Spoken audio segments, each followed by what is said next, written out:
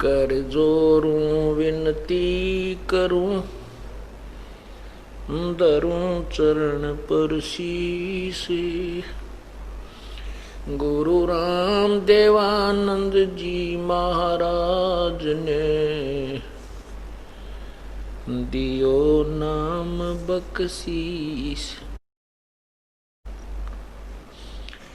कोटि कोटि सिजदा करूं, कोटि कोटि प्रणाम।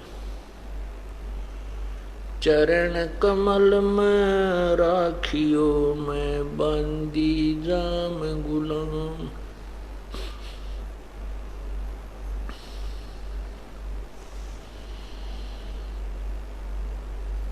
कबीर गुरु जी मिलेंगे, पूछेंगे कुशलात। आद अंत की सब कहूं, अपने दिल की बात।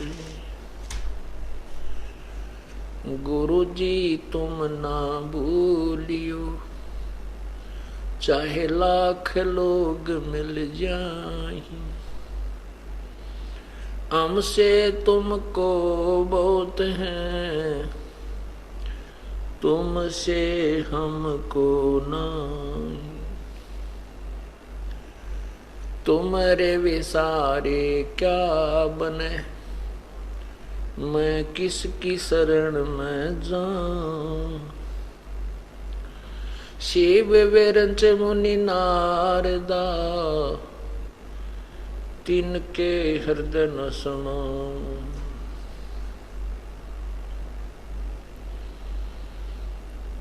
अवगुण किए तो बहुत किए, करत न मानी हार। बावे बंदा बख्श दियो,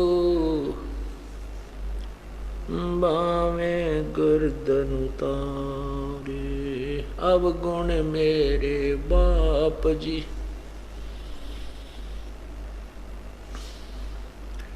बख्शो गरीब निवाज। जो मैं पूत कपूत हूँ, बोर पिता को लाज।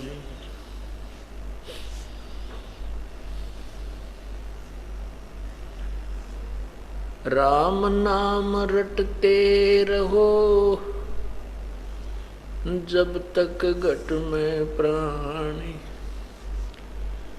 कब हो तो दीन दयाल के, बिनक पड़ेगी कान।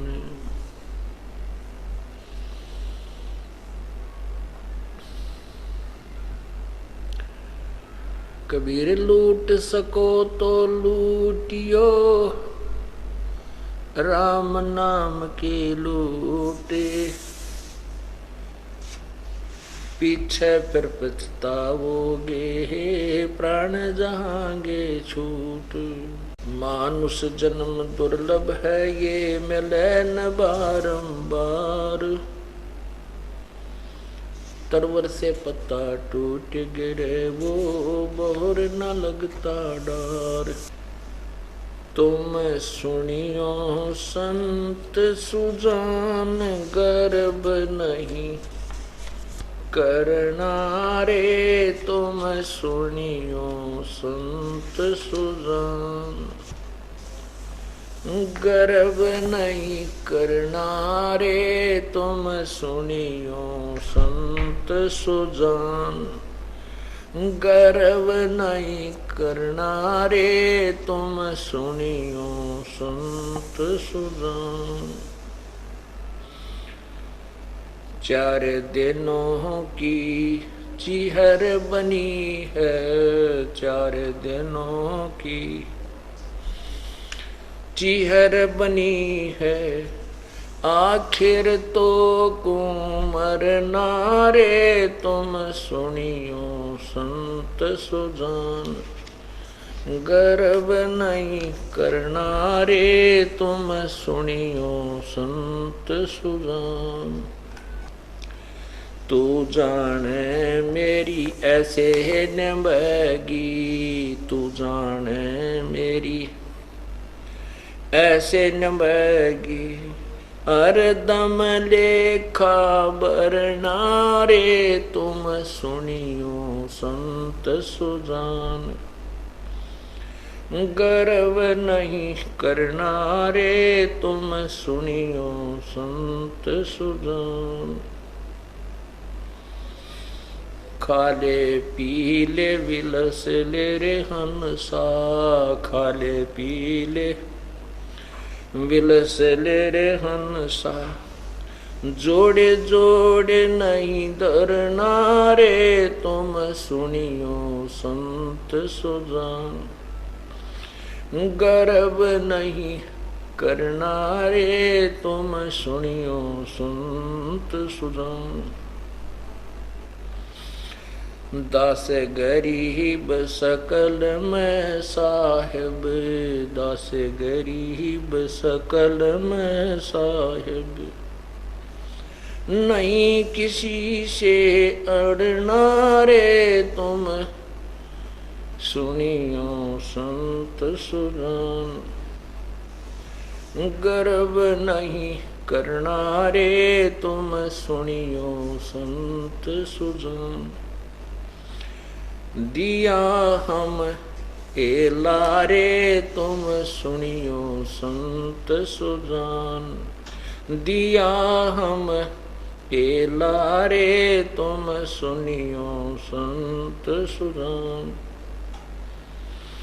और जन्म बहु तेरे होंगे, और जन्म बहु तेरे होंगे, मानुष जन्म दुए लारे तुम सुनियो संत सुजान।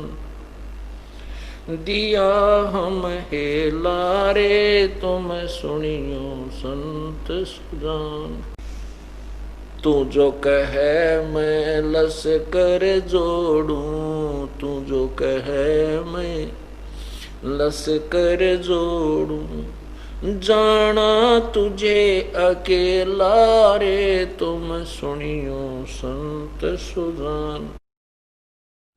दिया हम लारे तुम सुनियो संत सुजान। अरब खरब लगे माया जोड़ी, अरब खरब लगे माया जोड़ी, संग नहीं चल सीधे लारे तुम सुनियो संत सुजान। दिया हम लारे तुम सुनियो संत सुजान। या तो मेरी सत की नावरिया, या तो मेरी सत की नावरिया, सत्य गुरु पार पे लारे तुम सुनियो संत सुजान। दिया हम लारे तुम सुनियो संत सुजान। दास गरीब कहे भाई साधो, दास गरीब कहे भाई साधो, शब्द गुरु चित चेला रे तुम सुनियो संत सुजान। दिया हम लारे तुम सुनियो संत सुजान। तुम सुनियो संत सुजान। दिया हम हेला रे, और जन्म बहु तेरे होंगे, ये मानुष जन्म दुहेला रे। अरब खरब लग माया जोड़ी, संग ना चल सी धेला रे।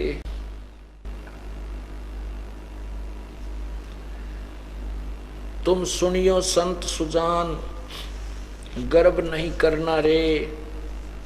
ये 4 दिनों की चीहर बनी है, आखिर तो को मरना रे।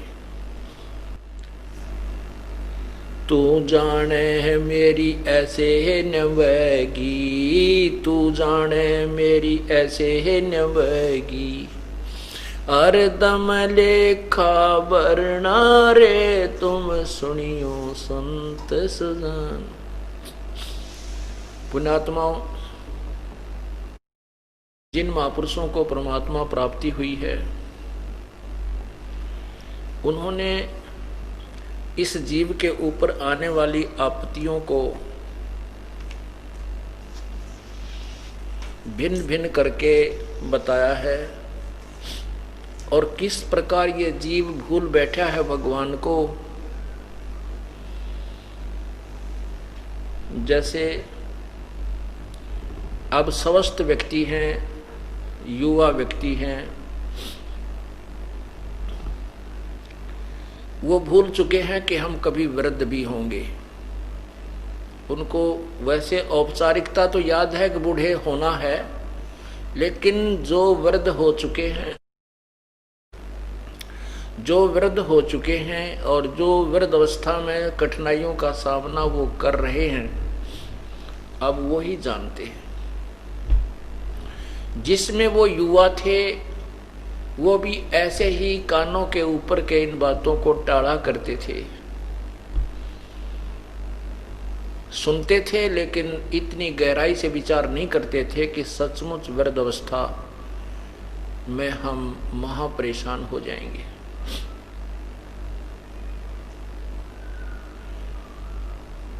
दूसरे, हम ये सोचते हैं कि हम ऐसे ही बहुत लंबे समय तक, लगभग 100 वर्ष तक तो हम जीवित रहेंगे ही रहेंगे। परमात्मा कहते हैं कि साथी हमारे चले गए और हम भी चालनहार, कोई कागज में बाकी रह रही ताते लगी है वार। यही संत जन बता रहे हैं कि तू जाने मेरी ऐसे न बगी। आप ये सोच रहे हो जब तक आपके पुण्य चलते हैं, आपके पुण्य चल रहे हैं, तो आप सुखी भी हैं, घर में भी सुख है, बच्चे बालक भी ठीक हैं, अच्छी सर्विस मिल गई है, उन बच्चों की शादी भी ठीक हो गई है। आप ये सोच रहे हो कि मैं ऐसे ही सुखी रहूंगा। ऐसा नहीं है। ना जाने कब ये कालबली कौन सी आपत्ति पैदा कर दे इस जीव के लिए। जैसे बालक बचपन में बच्चा था, फिर वो युवा हुआ, और युवा अवस्था होने पर कोई ऐसी भयंकर बीमारी लग गई, उसको अधरंग मार गया, कोई कैंसर होगी या कोई और भयंकर बीमारी होगी, तो उससे पहले वो ये सोच रहा था कि तेरे ऐसे ही ठाठ रहेंगे, तू ऐसे ही युवा रहेगा। इसके लिए संत जन बताते हैं कि तू जाने मेरी ऐसे नवेगी। ये तो हरदम एक एक श्वास का अकाउंट आपका परमात्मा के कंप्यूटर में होने लग रहा है, और जब आपके पाप कर्म आ जाएंगे तो आपको तुरंत ही उनका भोग प्रारंभ हो जाएगा। फिर कोई विकल्प नहीं बचेगा, वो भोगने ही पड़ेंगे। हाँ, उसका विकल्प है कि जब पूर्ण संत की शरण में, पूर्ण परमात्मा की साधना हम करेंगे, तो फिर उन संकटों का निवारण हो सकता है। और यदि हम पहले ही परमात्मा के चरणों में आ जाएं, तो वो संकट जो आने थे वो नहीं आएंगे।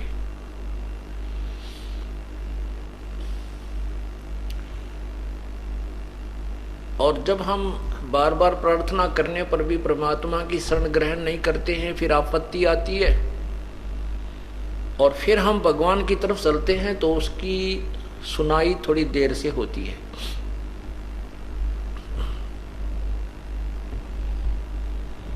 कहते हैं दुख में सुमरण सब करे, सुख में करे ना कोई, और जय सुख में सुमरण करे तो दुख काहे को होवे। कबीर सुख में सुमरण किया नहीं, फिर दुख में करते याद। कह कबीरता दास की कौन सुने फरियाद। जब सुख था तब तो परमात्मा की तरफ रुचि बनी नहीं, आपत्ति आई तो परमात्मा की तलाश खोज शुरू हुई।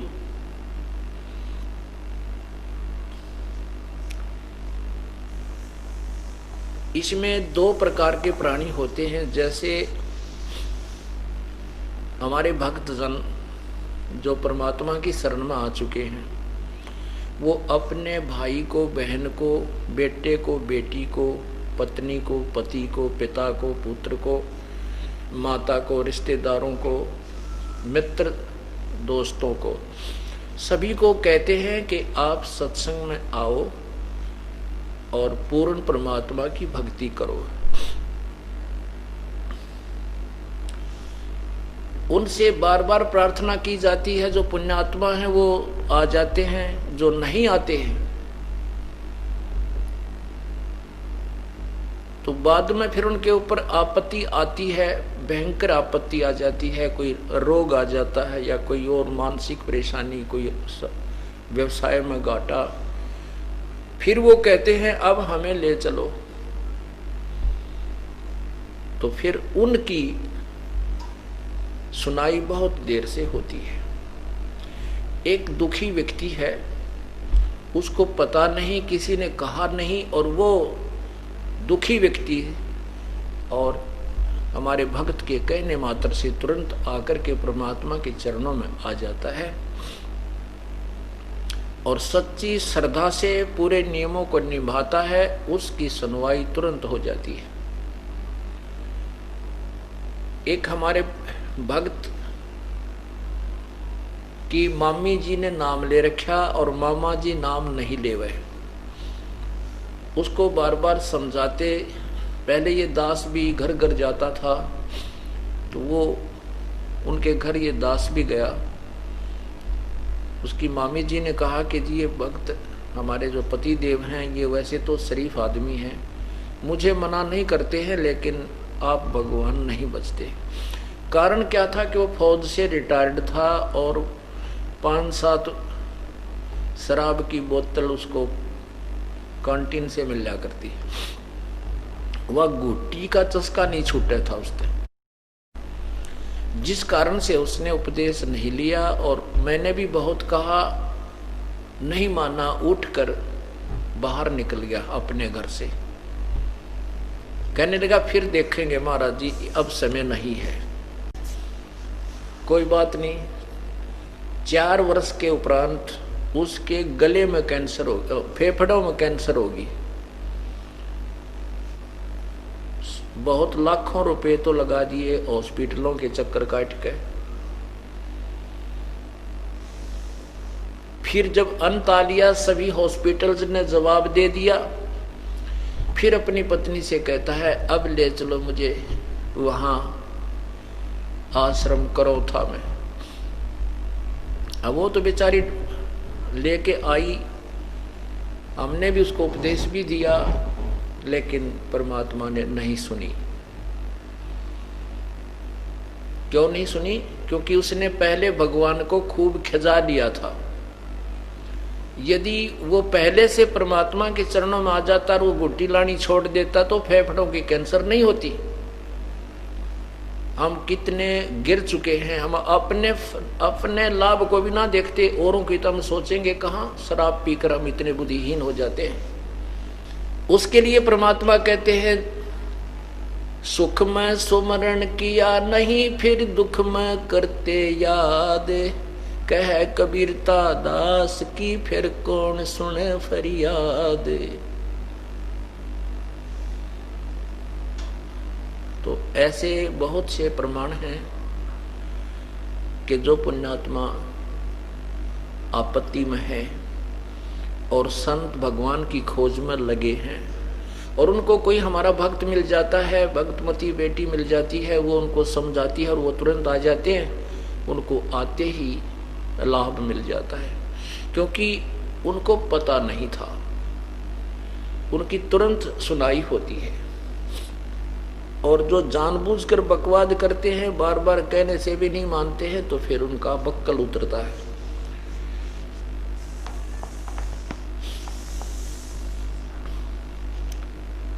इसलिए परमात्मा के चरणों में अति शीघ्र पहुंच जाना चाहिए हमने।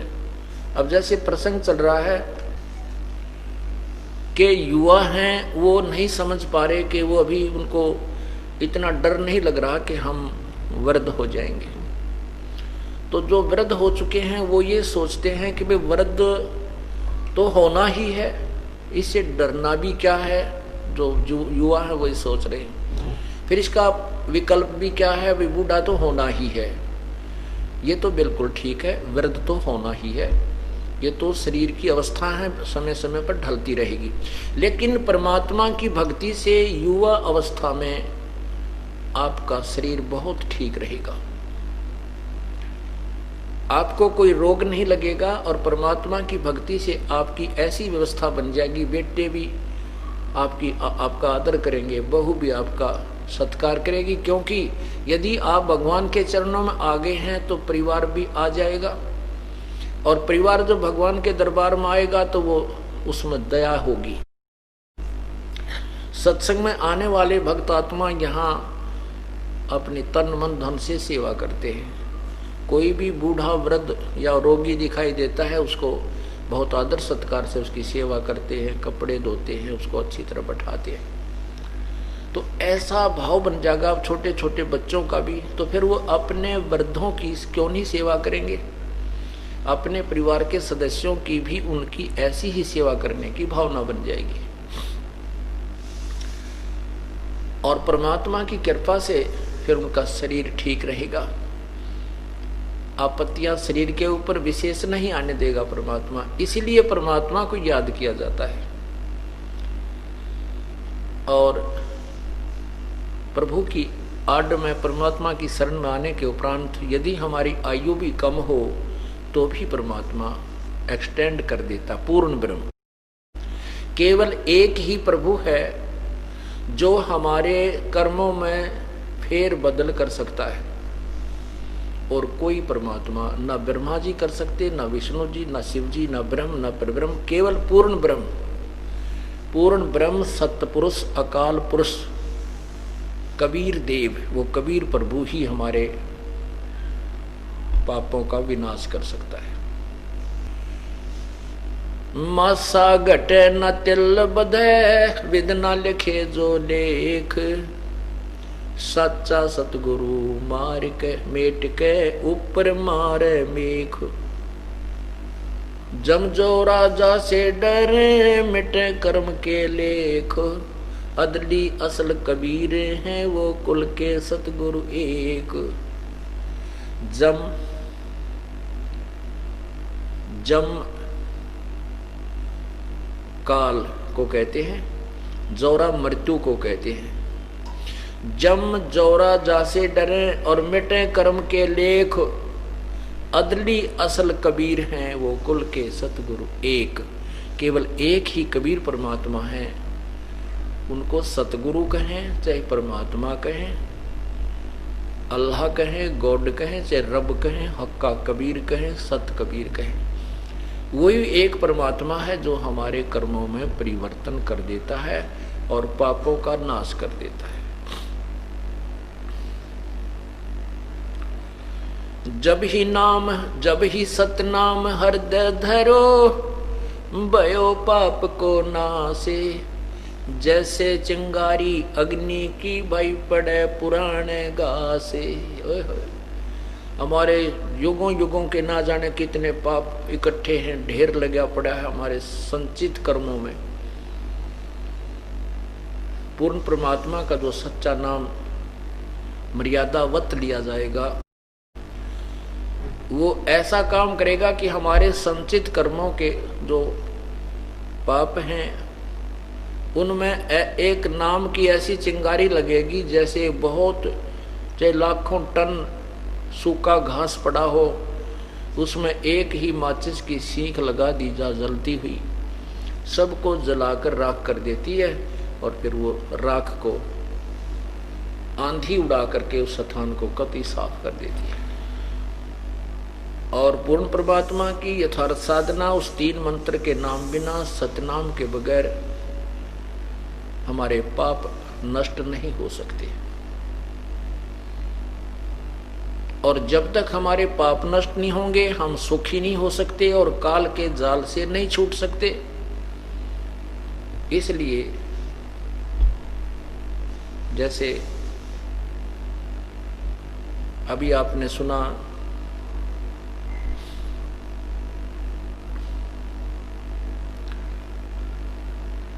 कि अरब खरब लगमाया जोड़ी संग ना चल सी धेला रे। ये तो मेरी सत की नावरिया सतगुरु पार पहेला रे।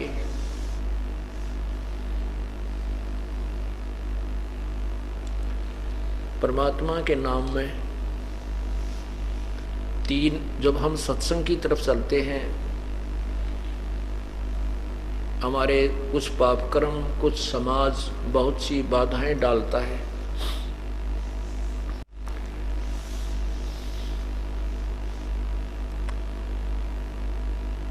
उसके लिए हमने ज्ञान को आधार मानना होता है। परमात्मा कहते हैं, जैसे मीराबाई, भक्तमती मीराबाई जी थी, उनको ये बात समझ में आ गई थी कि परमात्मा के भजन से ही छुटकारा होगा। और उस समय ठाकुर समाज के अंदर उसका जन्म था। काल भी एक ऐसी व्यवस्था करता है कि जो अच्छी पुण्यात्मा हैं, जो परमात्मा को चाहती हैं, उनको ऐसे समाज में पैदा कर देता है कि उस समाज की गिरफ्त से, उस समाज की जकड़ से निकलना बहुत कठिन होता है।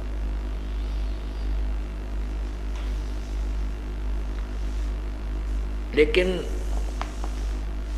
जिनको परमात्मा की पिछले जन्म की कोई कमाई, उनकी पिछले जन्म जन्मांतर की कमाई है, और फिर परमात्मा अपने उस आत्मा के ऊपर विशेष रजा भी बख्शता है, अंदर से एक विशेष प्रेरणा भी देता है, तब वो परमात्मा की तरफ दृढ़ता के साथ लग जाता है। मीराबाई जी ठाकुर समाज में जन्म था और पिछले जन्म के संस्कार इतने प्रबल थे कि बचपन से ही परमात्मा में आस्था बहुत जबरदस्त बन गई थी।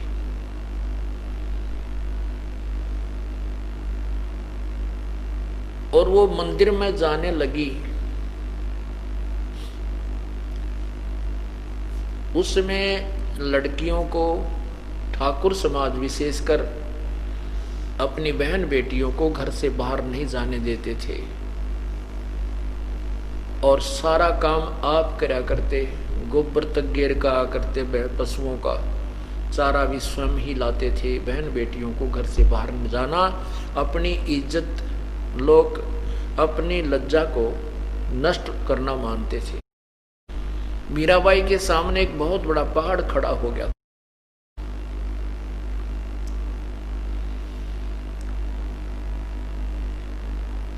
लेकिन उसी को सूरवीर कहते हैं कि वो पीछे नहीं हटते। संत अर्थात भक्त आत्मा, सिंह अर्थात शेर, और सिपाही सूरवीर जो योद्धा होते हैं युद्ध के मैदान में। सूरवीर अपने युद्ध के मैदान में, शेर अपने स्वभाववश, और ऐसे ही संत अपने भक्ति के क्षेत्र में, भक्ति के मैदान में वापस कदम नहीं करते, आगे को चलते हैं। ये उनका स्वभाव होता है। मीराबाई जी का विवाह हो गया। विवाह हो गया तो उनके पति देव जो थे वो राजा थे, वो बहुत धार्मिक व्यक्ति के थे, बहुत ही अच्छी आत्मा थी। और मीराबाई ने उनसे कह दिया कि मैं परमात्मा की भक्ति के बिना जीवित नहीं रह सकती। उस पुण्यात्मा ने उसको विरोध नहीं किया। उसके साथ एक दो चार सहेली नौकरानी भेज देता था और वो मंदिर में जाया करती थी। काल को ये भी नहीं सुहाया, ये भी अच्छा नहीं लगा, क्योंकि भक्त को सताना इस काल भगवान का प्रथम कर्तव्य है। कुछ दिनों के 4 वर्ष, शादी के 4 वर्ष के उपरांत उस राजा की मृत्यु होगी, अर्थात उस मीराबाई के पति की मृत्यु होगी।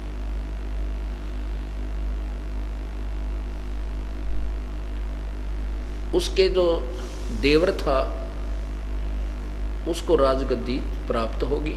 अब उसने, राणा ने बार बार अपने भाभी को कहा कि आप मंदिर में नहीं जाओगी, मीराबाई से कहा, लेकिन मीराबाई ने अपना फैसला बता दिया कि मैं मंदिर में अवश्य जाऊंगी, मैं नहीं रह सकती। तो उस राणा ने बार बार कहा कि देखो, पहले तो हमारे भाई जीवित थे, दुनिया की जुबान बंद थी, अब दुनिया पता नहीं क्या क्या आपके बारे में बोलेगी, इसलिए हम आपको मंदिर में नहीं जाने देंगे। मीराबाई ने कहा, जी मैं विवश हूं, मेरे बस की बात नहीं है, मैं भगवान की पूजा के बिना नहीं रह सकती। ऐसा कहकर के वो चलती रही।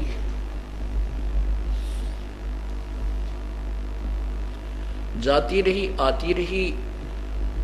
अब उधर से उस राणा ने सोचा कि क्यों ना इस मीराबाई की हत्या करवा दूं, मृत्यु करवा दूं, इसको मार डालूं, मेरा नाम भी ना हो, इस प्रकार से इसकी मृत्यु करवाऊं, इसको मौत के घाट उतारूं। उसके लिए उसने एक सपेरा बुलाया, उससे कहा कि एक ऐसा सर्प ला तू मेरे लिए कि उसके डिब्बों को खोलते ही खोलने वाले के डंक मारे और मारते ही मर जाए। सपेरे ने ऐसा ही किया। एक बहुत ही भयंकर जो है विषैला सर्प ला करके उसको दे दिया। राणा ने कहा कि इसको गहनों के डब्बे में डाल दे, पैक कर दे। अब सपेरे ने एक गहनों के आभूषण के डब्बे में डाल दिया। उस दिन उस राणा के लड़के का जन्मदिन था, रिश्तेदार इकट्ठे हो रहे थे और आसपास के मित्र प्यारे घर के सदस्य भी, कुल के लोग भी वहां पर पहुंचे हुए थे। तो राणा ने सोचा कि आज ही इसका काम करवा दूं, सभी आए हुए हैं और सर्प डंक मार देगा, ये मर जाएगी और लोग अपने आप समझ जाएंगे भाई सर्प के डसे थे, मर गई।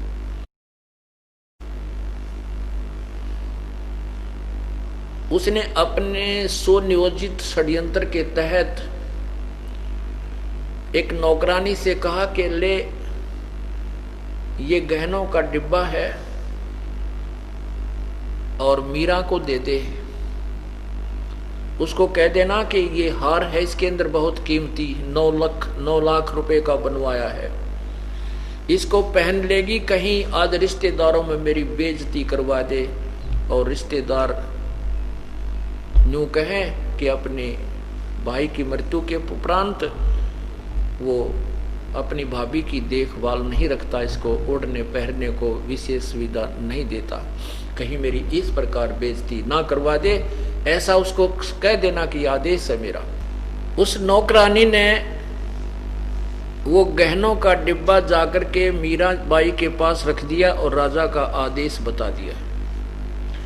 मीराबाई ने सोचा कि मेरे लिए तो ये गहना जो है मिट्टी के तुल्य है, मुझे इसकी आवश्यकता नहीं है, मुझे तो राम नाम का गहना मिल गया है, फिर भी ये मुझे नाजायज बेमतलब परेशान करेगा, इसलिए इस हार को मैं गले में डाल देती हूँ। नौकरानी के सामने ही वो गहने का डिब्बा खोला, उस विषैले सर्प का एक सुंदर हार बन गया। 9 लाख रुपए का जो हार होता है, 9 लखा हार बोलते थे, वो बन गया और मीराबाई ने उस नौकरानी के सामने ही गले में पहन लिया। और उसने सोचा था राणा ने, उसके देवर ने, कि वो मर चुकी होगी और जाकर के शोर मचा देंगे कि सर्प ने डस लिया। जो ही वो राजा वहां पहुंचा, मीराबाई उस हार को पहने हुए बैठी थी, तो उस राजा ने कहा कि तू ये हार इतना सुंदर कहां से लाई है?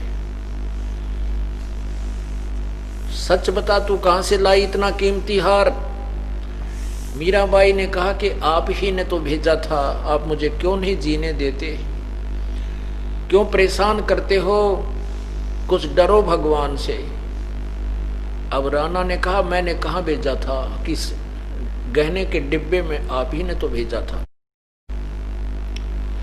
राणा ने नौकरानी बुलवाई, कहने लगे, पूछा कि क्या तूने यही डिब्बा लाकर दिया था? कि हाँ जी, आपने जो गहने का डिब्बा दिया था मैंने इनके सामने रखा, इन्होंने मेरे सामने ही आपके आदेश का पालन किया और ये हार मेरे सामने पहना इसने। अब जो नास्तिक लोग हो जाते हैं, जिनको भगवान नहीं अपना लोक लाज ज्यादा दिखाई देती है, इस लोक लाज के कारण वो इतने रूढ़िवादी बन जाते हैं, भगवान से भी डरना भूल जाते हैं। उस दिन तो बात वो आई गई हुई। एक दिन उसने सोचा कुछ दिन के बाद कि ये नहीं मान रही है, और उस दिन ना जाने कैसे धोखा लगा और सर्प के स्थान पर मेरे से कोई गलती बनी होगी, दूसरा डिब्बा दिया गया होगा। उसने सोचा कि आज इसको मार ही देता हूं। ये तो रोजाना की बात, रोज ही कहानी बिगड़ती जा रही है, ये मान नहीं रही। नंगी तलवार लेकर के और मीराबाई के मकान के दरवाजे के लात मारी, वो दरवाजा खुल गया। गर्दन काटने के लिए चला था, सामने इतना मोटा अजगर, बहुत लंबा सर्प, एकदम 6 फुट ऊंचा खड़ा होकर के उसकी तरफ ऐसे डंक किया। वो राणा का तलवार कहीं जाकर गिरी और आप 2-3 ऐसे कुला करके, कलाबाजी करके जान बचा के भागा। कुछ दिन के बाद उसने सोचा कि ये ऐसे नहीं मरेगी, इसको विष पिला देता हूं। हाथ में तलवार ले ली और कहा कि तू ये विष पी ले और नहीं तो तेरी गर्दन काट दूंगा। मीराबाई ने सोची गर्दन काटने में तो दर्द होगा, जहर ही पी लेती हूं, मारे तो गाय ही है, इसने मुझे जीने नहीं देना है। ये तो अंधा हो गया है, भगवान से भी नहीं डरता, इसको केवल लोक लाज दिखाई देती है। मीराबाई ने उसी समय प्रभु को याद किया और वो विष का प्याला पी लिया। विष का प्याला प्या करके वो चला गया कि अब मर जाएगी थोड़ी देर में। कुछ देर के बाद उसने पता करा तो मीराबाई परमात्मा की गुणगान कर रही है और ठीक ठाक स्वस्थ बैठी है। फिर उस राणा को भी कुछ भय लगने लगा कि भी कोई शक्ति अवश्य इसका सहयोग दे रही है। मीराबाई को मारन लागे जहर का प्याला प्यारे, पीवत ही अमृत हो लाग्या, हो गया सर्द हियारे। मन तू पावेगा अपना किया रे, भोगेगा अपना किया रे। पुण्यात्माओं, परमात्मा कैसी कृपा बख्श करते हैं। अब ये बात, सत्संग जो है ये तत्व ज्ञान पर आधारित होता है और इस ज्ञान को समझना है हमने। मीराबाई की कथा का सुनाना एक तो परमात्मा की महिमा से आपको परिचित कराना है और साथ में तत्व ज्ञान को सिरे चढ़ाना है। आपके हृदय में तत्व ज्ञान समाना इस दास का प्रथम कर्तव्य है। वैसे तो मीराबाई जी की कथाएं हमने बहुत सुन रखी हैं और जन जन ने सुन रखी हैं, उनकी महिमा गाने वाले बहुत भक्तात्माएं हैं। लेकिन ये निर्णय करना कि कौन भगवान पूजा के योग्य है, किसकी भक्ति से मोक्ष होता है, ये हमने विशेष ये निर्णय करना। जैसे मीराबाई मंदिर में जाती थी, मूर्ति की पूजा करती थी भगवान श्री कृष्ण की, और उसके कारण वो सोच रही थी कि मैं जो मंदिर में जाती हूँ, पूजा करती हूँ, श्री कृष्ण जी की मूर्ति की पूजा करती हूँ, उनके गीत गाती हूँ, उनके नाम के गुणगान करती हूँ, शब्द राग गाती हूँ, इसलिए मेरी रक्षा हो रही है। ऐसा नहीं था।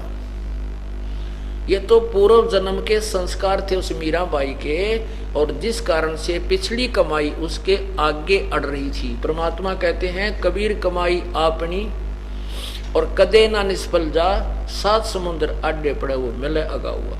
जैसे एक उदाहरण देता हूं, महाभारत के युद्ध में एक टटीरी पक्षी ने वहां अंडे उत्पन्न कर दिए और उधर से सेनाएं जुड़ गई, और इतना भयंकर युद्ध हुआ था कि अग्नि बाणों से आसपास के जो पहाड़ भी फूट गए थे, टूट गए थे, वृक्ष भी खत्म हो गए थे, जल गए थे। तो वहां टटीरी ने परमात्मा को याद किया कि हे प्रभु मेरे बच्चों की रक्षा करो। कहते हैं इंद्र के हाथी का बहुत बड़ा कई 100 मन का वो गले में एक घंटाला डाल होता है जो हाथी के गले में बांधते हैं, और वो चलते समय आवाज करता रहता है। वो ऊपर से उसके हाथी का टूट करके अंडों के ऊपर गिर गया। पूरा महाभारत हो गया और 18 अक्षौणी सेना आप लड़के मर गई, नष्ट हो गया। लेकिन वो 500 टटीरी के जो अंडे थे वो नष्ट नहीं हुए। उनकी रक्षा की परमात्मा ने कोई भी कारण बना करके।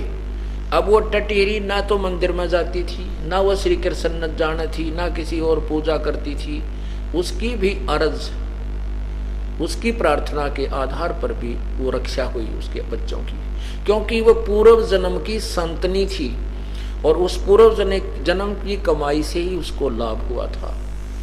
इसी प्रकार जो मीरा जी की रक्षा की गई थी वो पूर्व जन्म की कमाई ने उसकी रक्षा की थी, और वो साधना शास्त्र विरुद्ध कर रही थी। यदि उसको परमात्मा ना मिलते, मेहर ना करते, सत साधना नहीं देते, मीराबाई अपने इस जन्म का जुआ सा हार के चली जाती, चाहे कितने चमत्कार हो गए थे। वो दयालु परमात्मा कैसी कृपा करता है। एक समय रविदास जी और परमेश्वर कबीर जी ये लगभग इकट्ठे ही रहते थे, और रविदास जी ने कबीर परमेश्वर से उपदेश ले लिया था। उस समय उसी राजा के उसी नगर में परमात्मा कबीर जी और रविदास जी उस नगर के बाहर किसी गरीब भक्त के घर में सत्संग कर रहे थे। 1 हफ्ता 10 दिन का वहां रुके थे। उनका उद्देश्य था कि उस पुण्य आत्मा को सतमार्ग पर लगाने का। कहते हैं 100 छलछिद्र मैं करूं अपने जन के काज, गोता मारूं स्वर्ग में जा बैठूं पैताल, गरीबदास ढूंढता फिरूं मैं अपने हीरे माणिक लाल। वो जो सत्संग चल रहा था वो मीराबाई जी के उस रास्ते पर था जिस रास्ते में वो मंदिर में जाती थी। मीराबाई सुबह सुबह मंदिर में गई, वह घंटा 2 घंटा मंदिर में अपनी स्तुति करती थी, भगवान की मूर्ति के सामने बैठकर गीत गाती थी, उसके गुणगान करती रहती थी, पूजा पाठ करती थी। 2 घंटे 3 घंटे के बाद वो मंदिर से आती थी। आते समय उसने देखा कि एक भक्त के घर में कुछ व्यक्ति इकट्ठे हो गए हैं और 2 भक्त वहां बैठे हैं। उसने पता करने के लिए गई कि क्या हो रहा है, ये तो पूछे, कहीं कोई परमात्मा की चर्चा करने वाले साधु संत तो नहीं आए। मीराबाई ने जाके पूछा कि यहाँ कोई क्या कारण है, कैसे एकत्रित हुए हो। तो वहां के व्यक्तियों ने बताया कि महारानी यहाँ पर संत आए हैं, भक्त आए हैं, ये सत्संग कर रहे हैं, सत्संग करेंगे, अभी शुरू होने वाला है। मीराबाई ने सोचा आज इनके वचन सुनकर ही चलते हैं।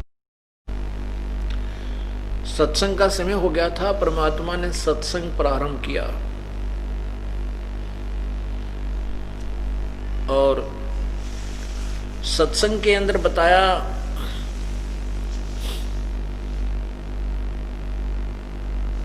कि वो सृष्टि रचना सुनाई। परमात्मा को पता था कि आज एक परमहंस आया है और इसको परमात्मा का ज्ञान समझाना अति आवश्यक है। सृष्टि रचना के अंदर सुनाया गया कि ब्रह्मा विष्णु महेश ये अविनाशी नहीं है, इनका जन्म और मृत्यु होता है। ब्रह्मा विष्णु महेश की माता दुर्गा है और पिता ज्योति निरंजन अर्थात काल है। पुण्यात्माओं, इन कथाओं के माध्यम से ना जाने कितनी मीराबाइयों को हमने समझाना है। उस समय तो इतना होता था कि संतों के वचनों पर विश्वास किया जाता था, ब्लाइंड फेथ किया जाता था।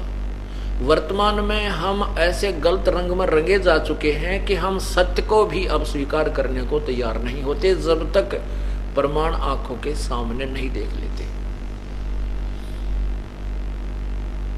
इसलिए परमात्मा ने इस यथार्थ ज्ञान को इस समय प्रारंभ करना था, क्योंकि अब शिक्षित पीढ़ी है, शिक्षित समाज है, अक्षर ज्ञान है और इसको बिचली पीढ़ी कहा है।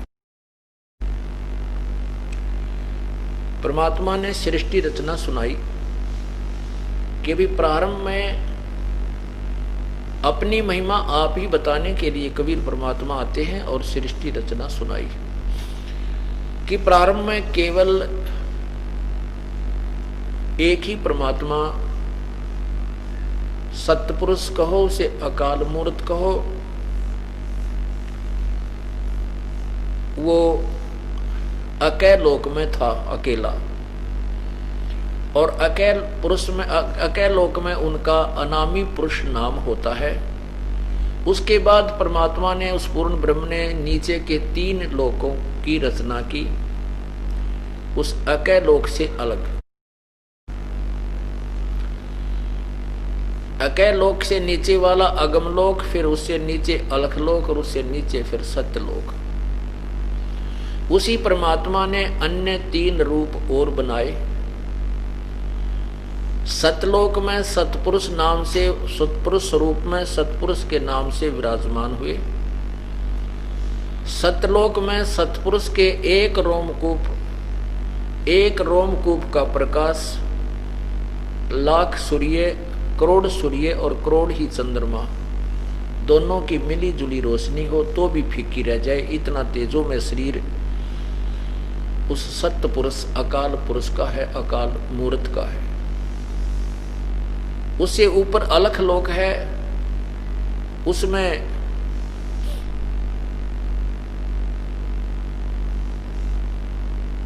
अरब, एक रोमकूप का जो अलख पुरुष का जो रूप है, 1 अरब सूर्य एक रोमकूप में भी फीके पड़ जाएं, इतनी रोशनी है।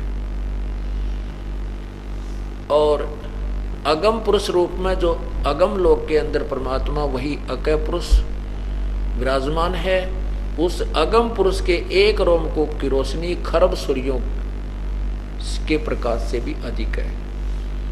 और सतलोक, उसमें अलख लोक में जो अकय लोक में परमात्मा है, वो अकय पुरुष, अनामी पुरुष, उसके एक रोमकूप की रोशनी शंख सूर्यों से भी अधिक है। शंख, नील, पद्म, शंख। अब सतपुरुष, सतलोक के अंदर परमात्मा ने, सतपुरुष ने, पूर्ण ब्रह्म ने वहां अन्य रचना करने के लिए एक शब्द से 7 द्वीप, उस सतलोक में 16 द्वीपों की रचना की। 16 अलग अलग स्थान बनाए। फिर आगे 16 वचनों से 16 पुत्रों की उत्पत्ति की। उनमें से एक अचिंत नाम का पुत्र है। अचिंत से परमात्मा ने कहा कि आप सृष्टि रचना, आगे की सृष्टि रचना सतलोक की तुम करो। अचिंत ने अपनी शब्द शक्ति से अक्षर पुरुष अर्थात परब्रह्म की उत्पत्ति की। अक्षर पुरुष से कहा कि आप मेरा सहयोग करें सृष्टि रचना में। अक्षर पुरुष वहां एक सरोवर है जो परमात्मा ने अपनी शब्द शक्ति से रचा। उस सरोवर में स्नान करने के लिए चला गया और वहां जाकर के उसको आनंद आया। उस मस्ती में वो उस जल में सो गया, क्योंकि वहां श्वासों से शरीर नहीं है। काफी समय तक कोई रचना नहीं हुई। तब सतपुरुष ने उस अक्षर पुरुष को जगाने के लिए उसी सरोवर से अमृत जल लिया। अपनी शक्ति से एक अंडा बनाया, बहुत बड़ा अंडा बन गया और वो उसके अंदर एक आत्मा प्रवेश की। वो अंडा नीचे को जल के अंदर प्रवेश करके गड़गड़ गड़गड़ करता हुआ चला। उस अंडे की गड़गड़ाहट से अक्षर पुरुष की निद्रा भंग होगी। उस निद्रा भंग होने से अक्षर पुरुष की आंखों से उस एक कोप निकला। जैसे किसी को अधूरी नींद जगा दिया जाता है तो कुछ दुखी सा होता है। इसी प्रकार अक्षर पुरुष ने कोप से, कुछ क्रोध से उस अंडे की तरफ देखा कि किसने मेरी निद्रा भंग कर दी।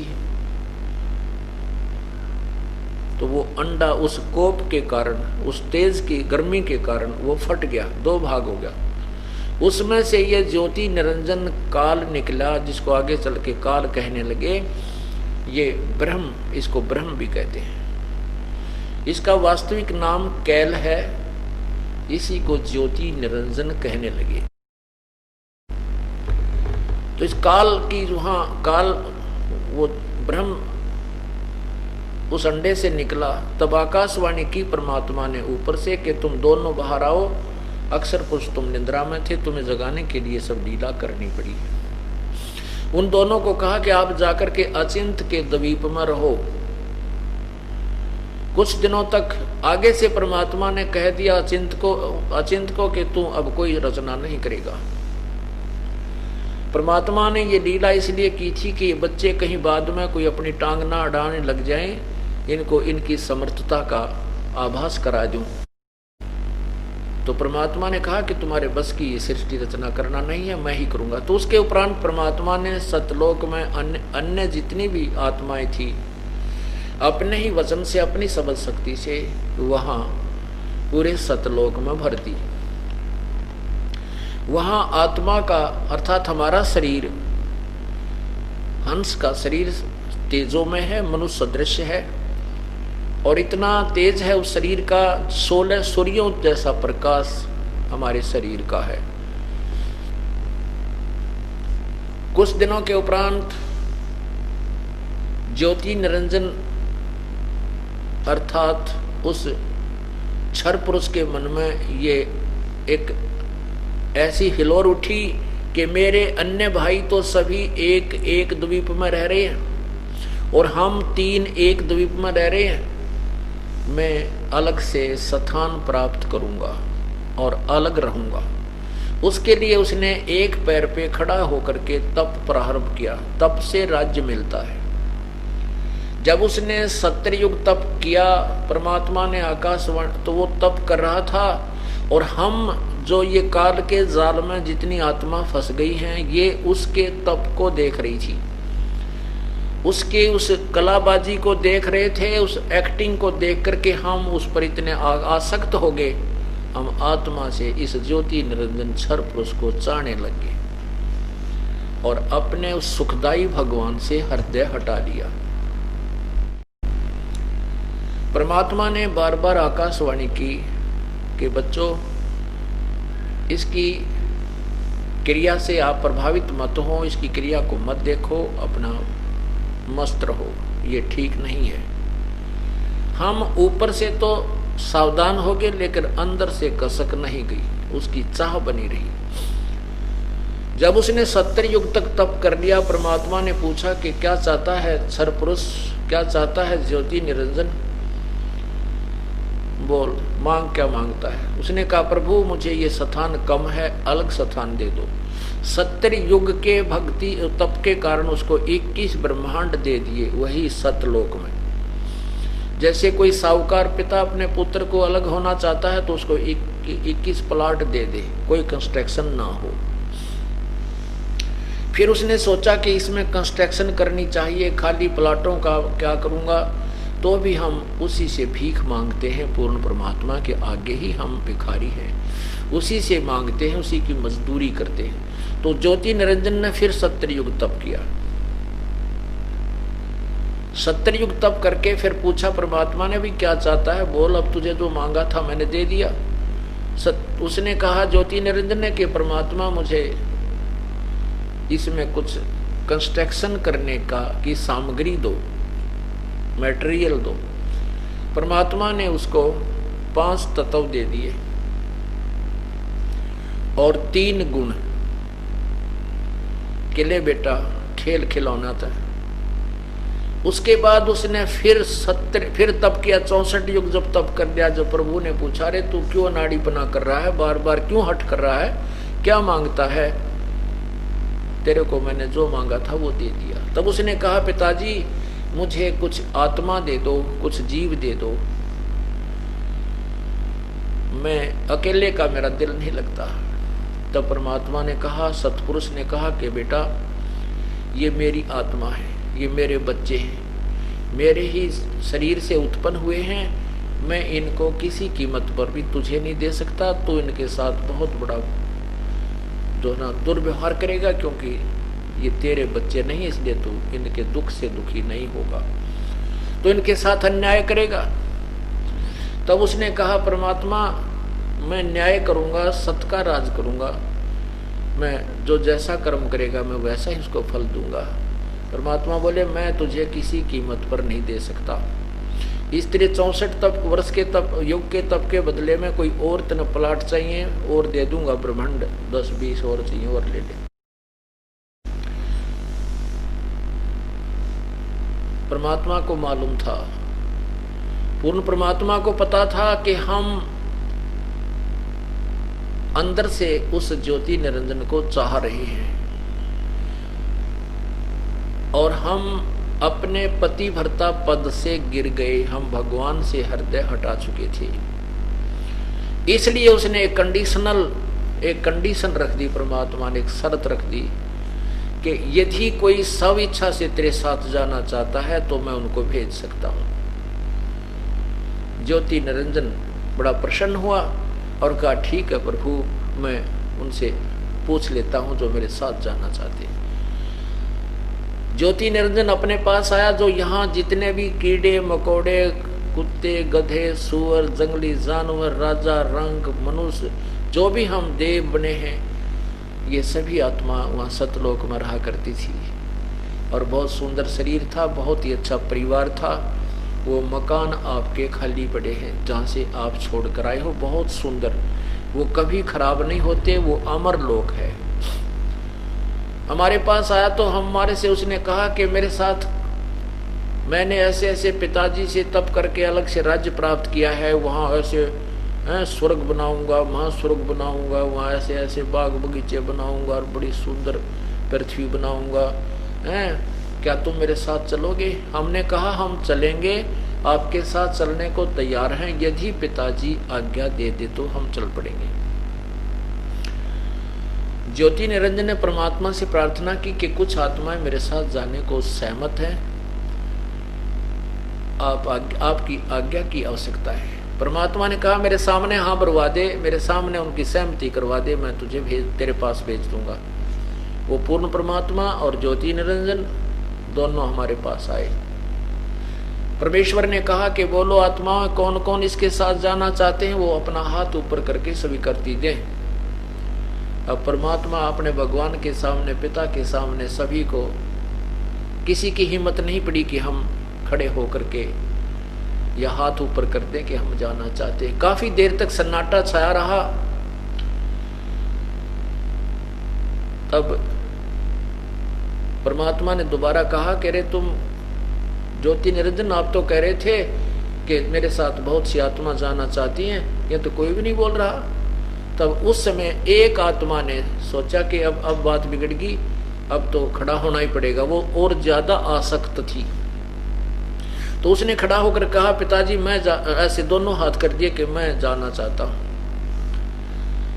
उसी समय फिर हमने सोचा कि हम पीछे रह जाएं और ये एक लाए माल मार जा, तो हम फिर देखा दोनों हाथ खड़े कर दिए, हम भी मैं भी। तब कुछ अक्षेत्र की आत्माओं ने वहां यहाँ उसके साथ आने के लिए सहमति व्यक्त कर दी, स्वीकृति दे दी। तब परमात्मा ने कहा कि आप जाओ, क्योंकि ये 21 ब्रह्मांड पहले सतलोक में ही थे, आप वहां अपने लोक में जाइए ज्योति निरंजन। और जिन आत्माओं ने तेरे साथ आने की स्वीकृति दे दी है, वो मेरे पास, मेरे कंप्यूटर में उनकी सारी डिटेल फीड होगी है, पर इनको मैं भेजूंगा अपने हिसाब से। ये सभी आत्माएं, सभी प्राणी तेरे पास पहुंच जाएंगे। उस ज्योति निरंजन के जाने के उपरांत परमात्मा ने, पूर्ण ब्रह्म ने, उस आत्मा जो सबसे पहले जिसने खड़ा होकर के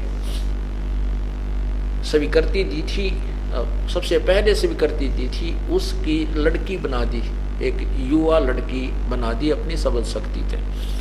लेकिन उस लड़की को स्त्री इंद्री नहीं लगाई थी, और उसके अंदर सभी आत्माएं जो भी जाना चाहती थी वो सूक्ष्म रूप बना करके उसके अंदर प्रवेश कर दी और कहा, बेटी मैंने तेरे को शब्द शक्ति दे दी है, जितने भी जीव वो ज्योति निरंजन कहे तो एक बार वचन से बोल देना, उतने ही उत्पन्न हो जाएंगे। उन 16 पुत्रों में से एक पुत्र का नाम सहजदास, एक का योग संतान अर्थात जोगजीत।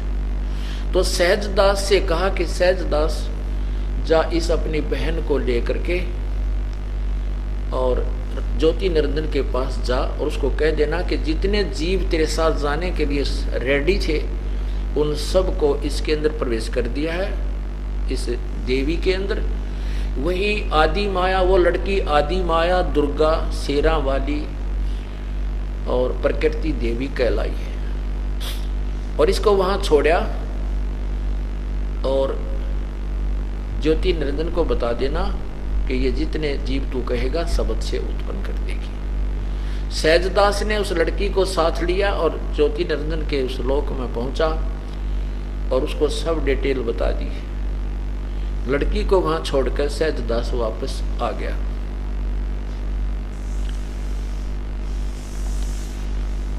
अब ज्योति निरंजन ने देखा, क्योंकि युवा अवस्था होने से लड़की का रंग रूप बहुत सुंदर निखरा हुआ था और ज्योति निरंजन के अंदर एक दोष उत्पन्न हो गया। वही दोष आज ज्योति निरंजन के लोक में जितने भी प्राणी हैं उन सब के अंदर उत्पन्न है। युवा लड़की को देखकर उसके मन में दोष हुआ, उसके साथ उसने बलात्कार करने की चेष्टा की। लड़की ने कहा कि ज्योति निरंजन, मेरे पास परमात्मा पिताजी की दी हुई सबल शक्ति है, तो जितने जीव कहेगा मैं उत्पन्न कर दूंगी, पर तू ये जो है ये जुल्म ना कर, क्योंकि तू मेरा बड़ा भाई है, मैं तेरी छोटी बहन हूं। तू पहले अंडे से उत्पन्न हुआ था, उसके बाद हमारा जन्म परमात्मा के ही वचन से हमारी उत्पत्ति हुई है, हम एक पिता की संतान है। ज्योति निरंजन इतना गिर चुका था, उसके अंदर इतनी हवस हो चुकी थी कि उसने कुछ नहीं सुना लड़की का और जबरदस्ती उसको ग्रहण करने की चेष्टा करने लगा। लड़की ने सूक्ष्म रूप बनाया और उसके मुख के माध्यम से पेट में पहुंच गई और वहां से प्रार्थना की, परमात्मा मेरे साथ इसने बदतमीजी की और मेरी रक्षा करो। परमेश्वर ने, पूर्ण ब्रह्म ने अपने पुत्र जोगजीत से कहा कि जोगजीत के का स्वयं ही जोगजीत का रूप बनाया और जोगजीत रूप में वहां प्रकट हो गए और कहा कि ज्योति निरंजन, तूने जुल्म कर दिया, ये आदेश नहीं पिताजी का, अब सुन ले उनका आदेश। आज से तेरा नाम काल होगा, 1,00,000 मानव शरीरधारी प्राणियों का तू आहार करा करेगा, 1,25,000 की उत्पत्ति करेगा। लड़की को उसके पेट से बाहर निकाल दिया और कहा तुम दोनों यहां से निकल जाओ, ये देश निकाला दिया जाता है, 21 ब्रह्मांडों को लेकर तू भाग जा यहां से। इतना कहते ही वो 21 ब्रह्मांड ऐसे चल पड़े जैसे विमान चलता है और वहां सतलोक से 16 शंख कोश, नील पद्म शंख कोश की दूरी पर आकर के ये 21 ब्रह्मांड ज्योति निरंजन के रुक गए। अब ज्योति निरंजन ने देखा कि जो सजा मुझे मिलनी थी मिल चुकी है, अब मेरा कौन के बिगाड़ेगा, यहां तो मैं ही सर्वस्वा हूं। उसने फिर उस लड़की के साथ वही बद व्यवहार किया, वो दुराचार करने की चेष्टा की। लड़की ने कहा कि ज्योति निरंजन कुछ होश कर ले, मेरे पास शब्द शक्ति है पिता की दी हुई, और तू मेरा बड़ा भाई है, मैं तेरी छोटी बहन, और दूसरा और नाता हो गया कि मैं तेरे पेट से बाहर आई हूं तो मेरा पिता हो गया, तू मेरी माँ और पिता दोनों ही हो गया, और शर्म कर कुछ मेरे पे। लेकिन उसने कुछ भी आव देखा नहीं ताव देखा और अपने ही नाखूनों से अपनी शक्ति से, आध्यात्मिक शक्ति से उस लड़की को स्त्री योनि बनाई और उसके साथ बलात्कार किया, जबरदस्ती शादी की और 3 पुत्रों की उत्पत्ति की। बड़े का नाम ब्रह्मा रखा, दूसरे का नाम विष्णु, तीसरे का नाम शिव रखा।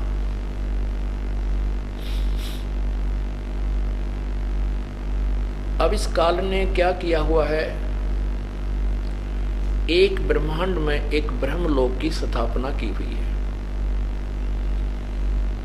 उस ब्रह्मलोक के अंदर ही एक नकली सतलोक, अलखलोक, अगमलोक, अनामी लोक की भी रचना कर रखी है।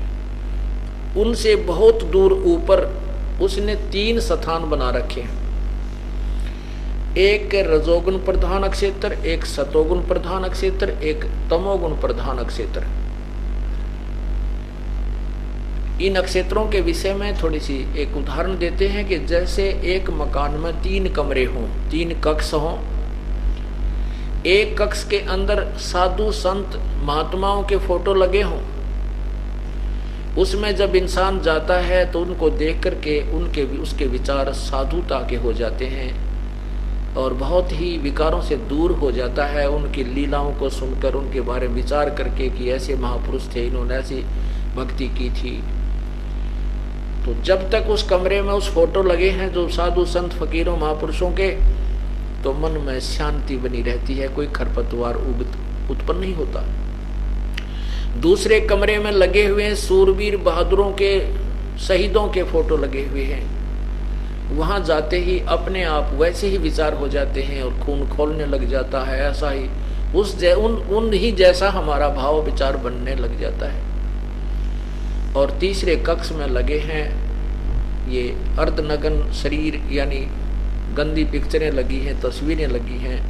वहां जाने के बाद मन में स्वतः दोष, दुष्टता पैदा होने, मलिनता पैदा होने लग जाती है।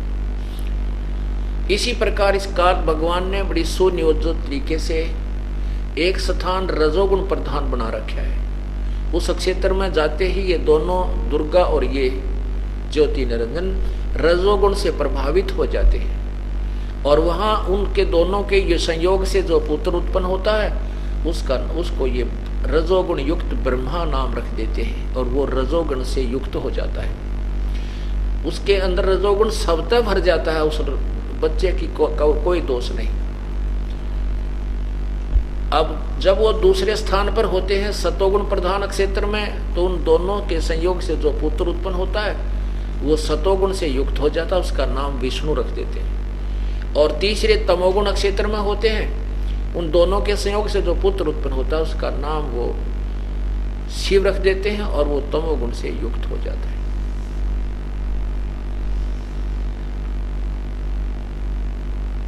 अब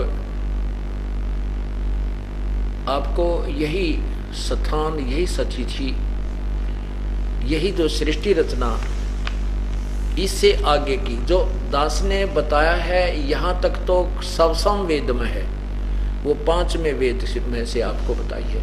अब ये आगे की सृष्टि रचना इन चारों वेदों में, पुराणों में, क्योंकि पूर्ण परमात्मा, क्योंकि जो पुराणों में के वक्ता हैं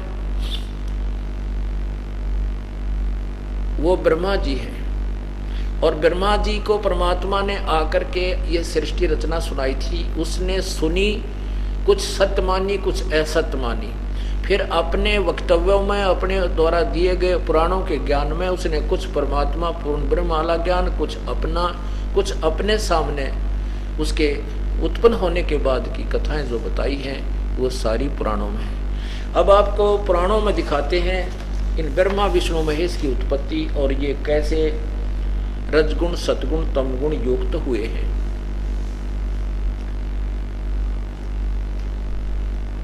आपको शिव पुराण दिखाते हैं।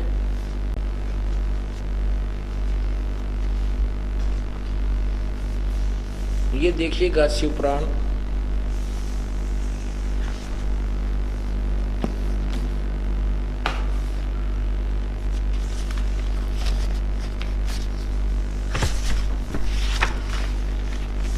ये देखिएगा शिव पुराण।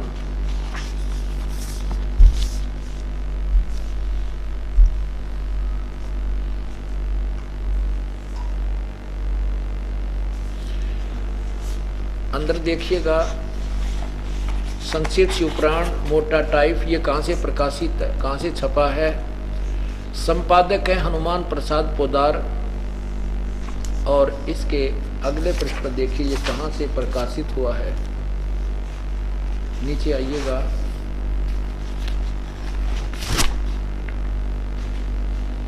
प्रकाशक एवं मुद्रक, ये देखिएगा गीता प्रेस गोरखपुर, गोविंद भवन कार्यालय कोलकाता संस्थान। अब इसके यहां देखिएगा,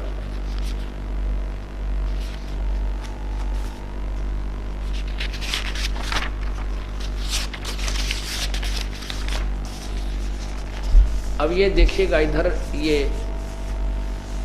देखिएगा, ये नीचे पृष्ठ, ये नीचे देखिएगा, यहाँ ये 5वां अध्याय समाप्त हुआ, ये 6ठा अध्याय प्रारंभ होता है।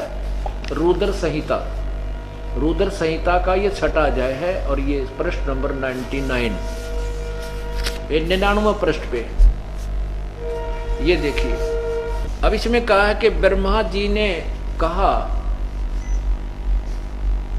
ब्रह्मा जी से नारद ने पूछा, तो नारद जी नारद जी को बता रहे हैं कि ब्रह्मन देव शिरोमणे, तुम सदा समस्त जगत के उपकार में लगे रहते हो, तुमने लोगों के हित की कामना से बहुत उत्तम बात पूछी है। नीचे देखिए, जिसमें समस्त चराचर जगत नष्ट हो गया था, सर्वत्र केवल अंधकार ही अंधकार था, न सूर्य दिखाई देते थे, न चंद्रमा, अन्य न ग्रहों और नक्षत्रों का भी पता नहीं था, न दिन होता था, न रात, अग्नि आदि कुछ भी नहीं था। नीचे देखिए, उस समय सत ब्रह्म, इस श्रुति में सत्य सुना जाता है, एकमात्र वही शेष था। ऊपर देखें,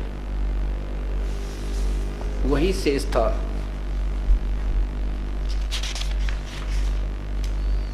अब यहां देखें नेक्स्ट पृष्ठ पे, ये 100 नंबर पृष्ठ है। नीचे देखें, जिस परब्रह्म के विषय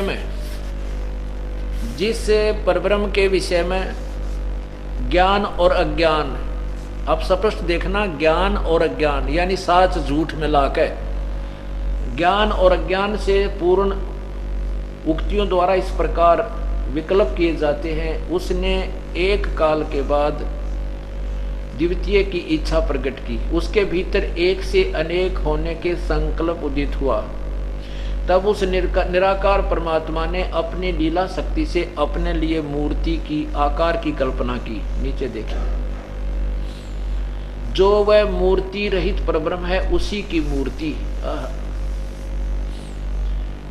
भगवान सदाशिव है।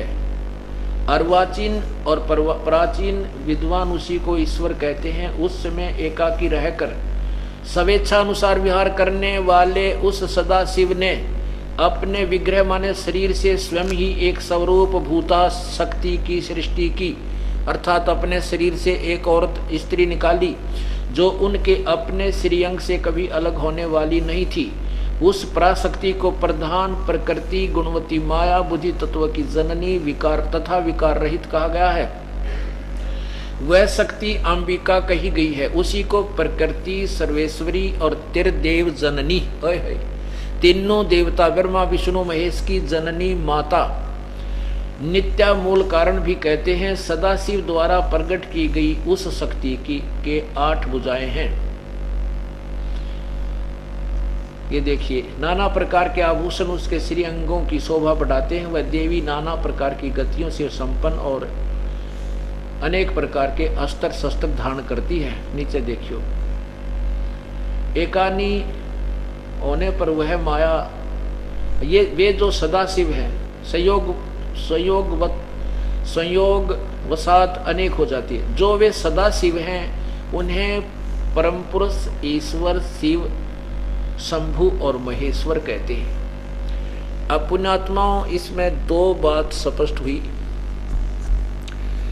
ये काल क्या करता है, उस ब्रह्मलोक के अंदर एक अपना रूप सदाशिव, जब वो तमोगुण प्रधान क्षेत्र में होता है तो वो शिव रूप धारण कर लेता है और दुर्गा को पार्वती रूप में रखता है। और जब वो रजोगुण प्रधान क्षेत्र में होता है तो वहां ब्रह्मा रूप धारण करता है और अपनी पत्नी को दुर्गा को वो सावित्री रूप बना लेता है। और जब सतोगुण प्रधान क्षेत्र में होता है तो वो अपना रूप विष्णु बना लेता है, जिसको महाविष्णु भी कहते हैं, और अपनी दुर्गा को महालक्ष्मी अर्थात लक्ष्मी का रूप बना लेते हैं। तो उन्हीं के रूप से वो लड़कों का स्वरूप बन जाता है। तो यहाँ क्या देख रहे हैं कि वो अब जैसे शिवपुराण की रचना की गई तो शिवपुराण के में ही उस काल भगवान को शिव सदाशिव ही कहा गया। आगे देखना, क्लियर किया है कि जो उसके शरीर से जो स्त्री निकली उसी को त्रिदेव जननी प्रकृति दुर्गा यानी 8 भुजाएं वाली कहा जाता है। ये देखो, और जो वो भगवान है जो काल है उसको क्या कहा ये देखना है आप। और जो वो सदाशिव है उसे परम पुरुष ईश्वर शिव शंभु और महेश्वर कहते हैं। यहां देखना, वे अपने सारे अंगों में भस्म रमाए रहते हैं उन काल रूपी ब्रह्म ने अब काल कहो चाहे ब्रह्म कहो, काल रूपी ब्रह्म ने एक ही समय शक्ति के साथ, ये नाथ नहीं है, 7 शब्द है, शिवलोक नामक क्षेत्र का निर्माण किया था। उस उत्तम क्षेत्र को काशी कहते हैं। वह परम निर्वाण का या मोक्ष स्थान है जो सबके ऊपर विराजमान है। जो वे प्रिया प्रियतम रूप यानी पति पत्नी रूप में शक्ति और शिव दुर्गा और ये शिव जो परमानंद स्वरूप हैं उस मनोरम क्षेत्र में नित्य निवास करते हैं। काशी पूरी परमानंद रूपणी है।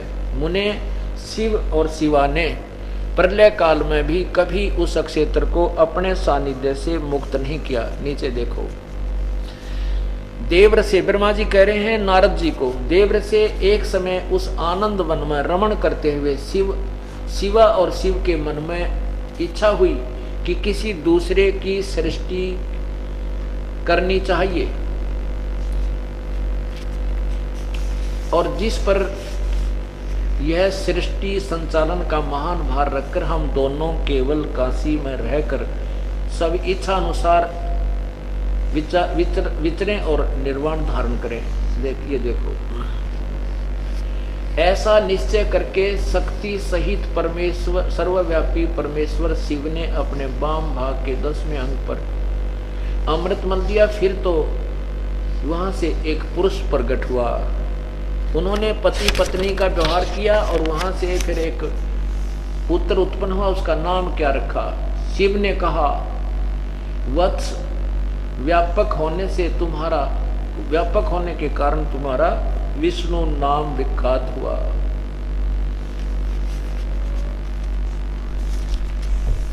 अब देखो, शिव पुराण ने सिद्ध किया है कि शिव काल रूपी ब्रह्म से सदा शिव कहो, काल कहो, ब्रह्म कहो, इस और दुर्गा के योग से एक पुत्र उत्पन्न हुआ, उसका नाम विष्णु रखा। आगे ब्रह्मा जी बता रहे हैं कि इसी प्रकार उसी सदा शिव ने मेरी उत्पत्ति की। देखिएगा, ये छठा अध्याय समाप्त हुआ रुद्र संहिता का। ये छठा अध्याय समाप्त हुआ, ये 7वां प्रारंभ हुआ। ब्रह्मा जी कहते हैं देवर से, नीचे देखो, तत्पश्चात उस कल्याणकारी परमेश्वर सांब सदाशिव ने पूर्ववत प्रयत्न करके जैसे विष्णु पैदा किया, दोनों ने मिलके मुझे अपने दाहिने अंग से उत्पन्न किया। उन महेश्वर ने मुझे तुरंत अपनी माया से मोहित करके नारायण देव की नाभि कमल में डाल दिया और लीलापूर्वक मुझे वहां से प्रकट किया। इस प्रकार उस कमल से पुत्र के रूप में मुझ हिरण्यगर्भ का जन्म हुआ।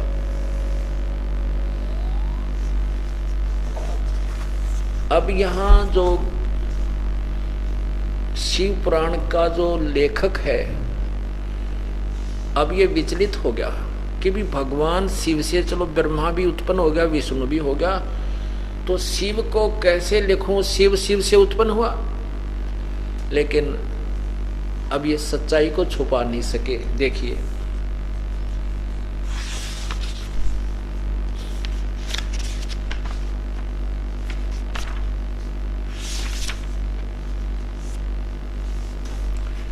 अब आगे चल के ये 9वां अध्याय है,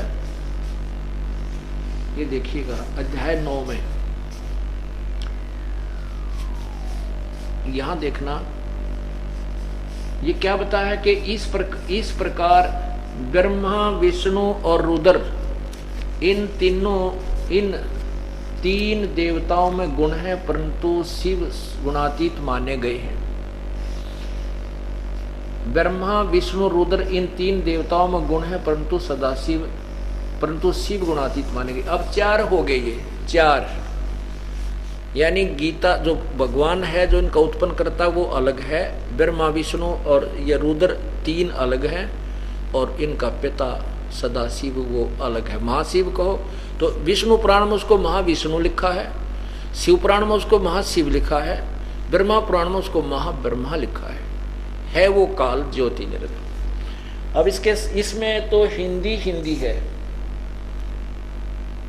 और हिंदी में अनुवादकर्ताओं ने भी रोड़ गदोड़ कर रखी है। अब आपके समक्ष ये संस्कृत सहित शिवपुराण दिखाते हैं और उसका अनुवाद दिखाते हैं कि तीनों देवता रजगुण ब्रह्मा है, सतगुण विष्णु है, तमगुण शिव जी है, और इनकी उत्पत्ति ये ब्रह्मा जो है इनका पिता है, और इनको कहता है कि तुम भगवान नहीं हो।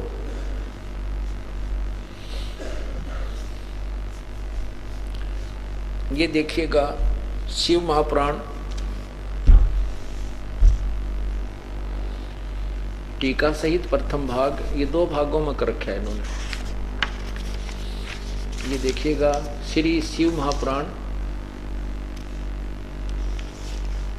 महापुराण, और इसके लेखक हैं विद्या वारिधि पंडित ज्वाला प्रसाद जी मिश्र कृत, हिंदी टीका सहित।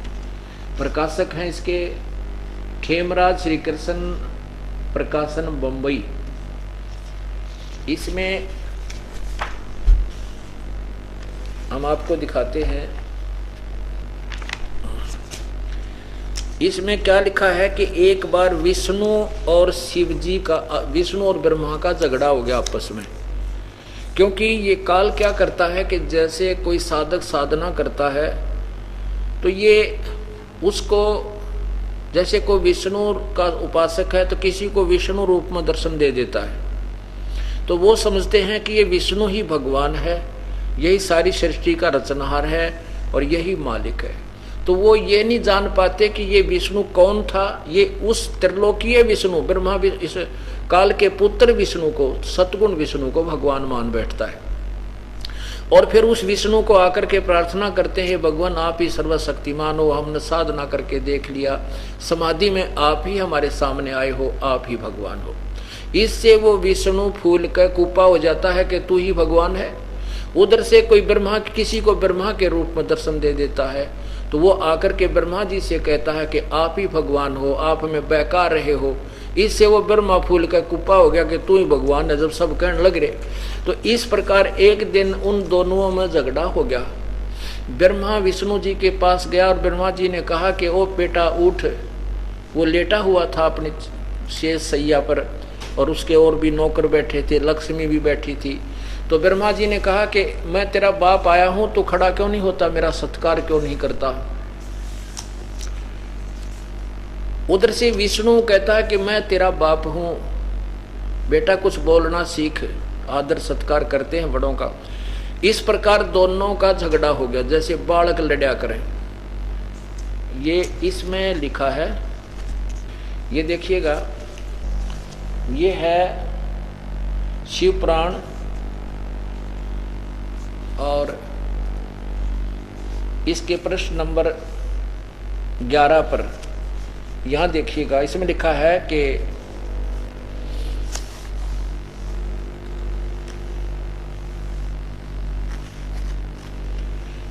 नंदिकेश्वर बोले,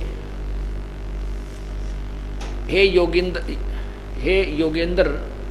आगे एक समय विष्णु भगवान से सैया पर अपने गरुड़ आदि पार्षदों के साथ से संयुक्त लक्ष्मी सहित शयन करते थे।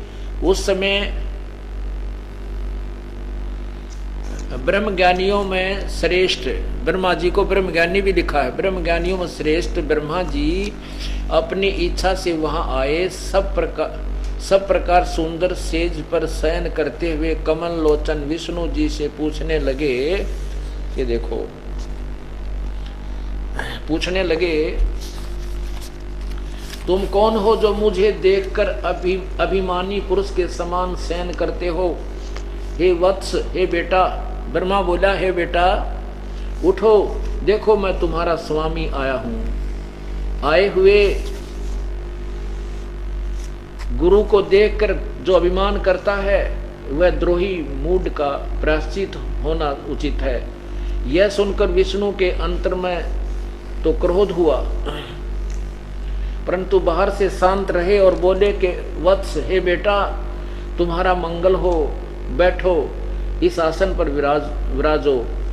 इसमें तुम्हारा नेत्र कुटिल और मुख वक्र क्यों हो रहा है। ब्रह्मा जी बोले, ए वत्स, हे बेटा विष्णु, तुमको समय के प्रभाव से अभिमान है।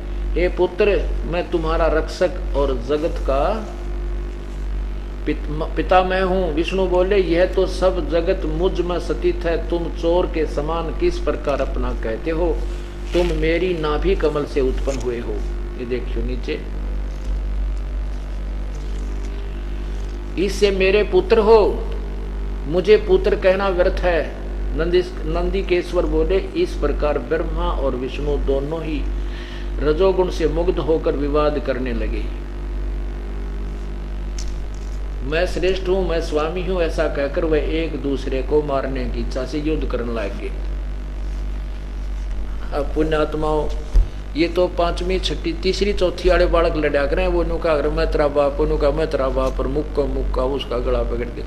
ये हमारे भगवानों के लक्षण हैं। वो मैं तेरा बाप और नुका मैं तेरा बाप, इससे पर मरण मारने तैयार हो गए।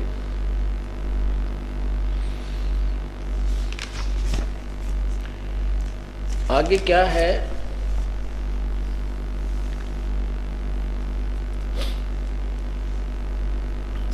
अब ये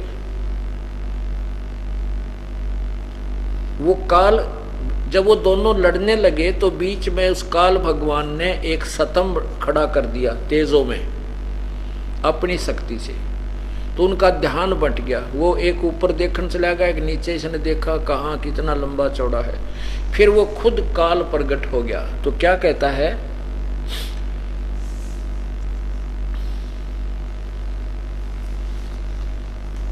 ये देखिएगा,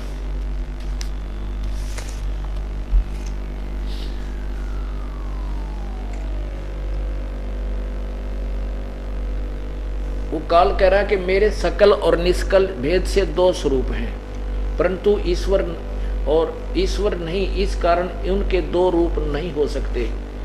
पहला सतम रूप यानी वो जो खंबा खड़ा करा, और दूसरा मूर्तिमान रूप धारण किया। इसमें ब्रह्म रूप निष्कल और ईश्वर रूप सगुण है। मेरे ये दोनों रूप सिद्ध हैं, दूसरे किसी के नहीं। वो काल बोल रहा है, नहीं हो सकते। इस कारण तुम दोनों को अथवा दूसरे को ईश्वर तव की प्राप्ति नहीं हो सकती। तुमने जो अज्ञानता से अपने को ईश, ब्रह्मा विष्णु को कह रहा है काल कि तुम अपने आप को भगवान माना है, ये बड़ा ही अद्भुत किया है, तुम भगवान नहीं हो। ये देखो, तुमने अपने को अज्ञानता से अपने को ईश यानी भगवान माना है, यह बड़ा ही अद्भुत हुआ। उसके दूसरे दूर करने के को ही मैं रण स्थान में आया हूँ। अब तुम अपना अभिमान त्याग कर मुझ ईश्वर में अपनी बुद्धि लगाओ। मेरे प्रसाद से लोक में सब अर्थ प्रकाश करते हैं। आगे जो ये दास दिखाना चाहता है कि ये शिवपुराण बोलने वाला काल कह रहा है, ये चार सिद्ध करने हैं, इसलिए ये आपको बहुत कुछ दिखाना पड़ रहा है। ये देखो, अब यहां देखिएगा नीचे, इस काल भगवान ने कहा, हे पुत्रों, यह कर्त आपने अपने तप से प्राप्त किया है। जैसे सृष्टि की उत्पत्ति, ब्रह्मा को सृष्टि की उत्पत्ति और विष्णु को पालन कहता है, सो मैंने प्रसन्न होकर तुम्हें दिया है। इसी प्रकार दूसरे दो कर्त रुद्र और महेश को प्रदान किए हैं, परंतु अनुग्रह कर्त कोई भी पाने को समर्थ नहीं है।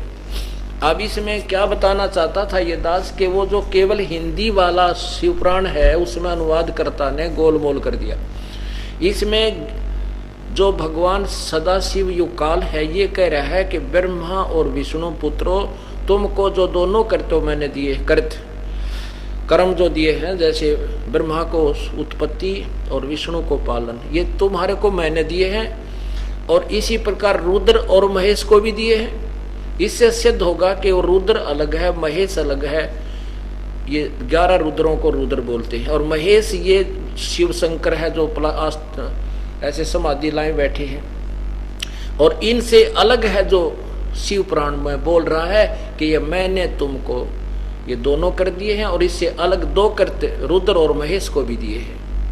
लेकिन तुम किसी पर कृपा नहीं कर सकते, अनुग्रह नहीं कर सकते, तुम किसी के कर्म को घटा बढ़ा नहीं सकते, ये तुम्हें नहीं मिला है, तुम्हारे पास नहीं है।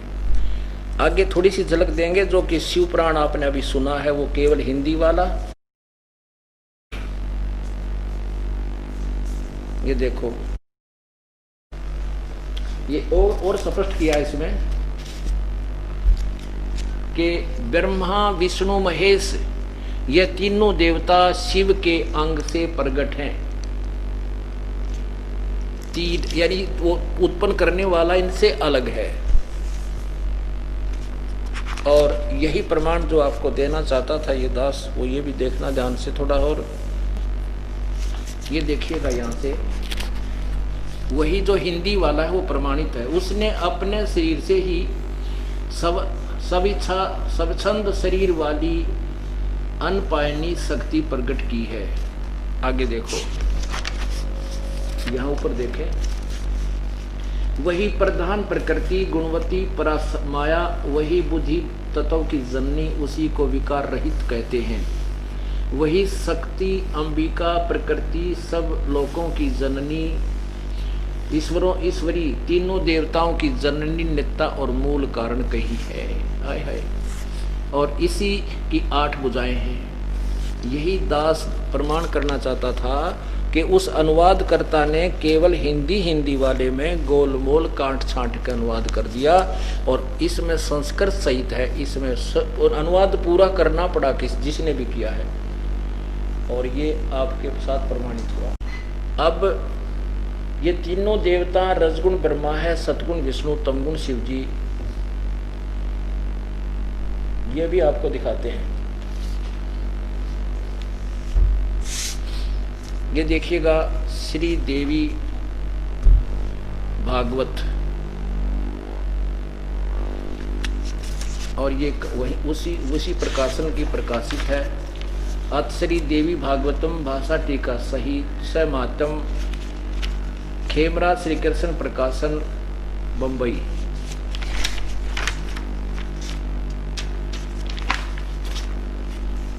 और ये देखिएगा तीसरा स्कंद,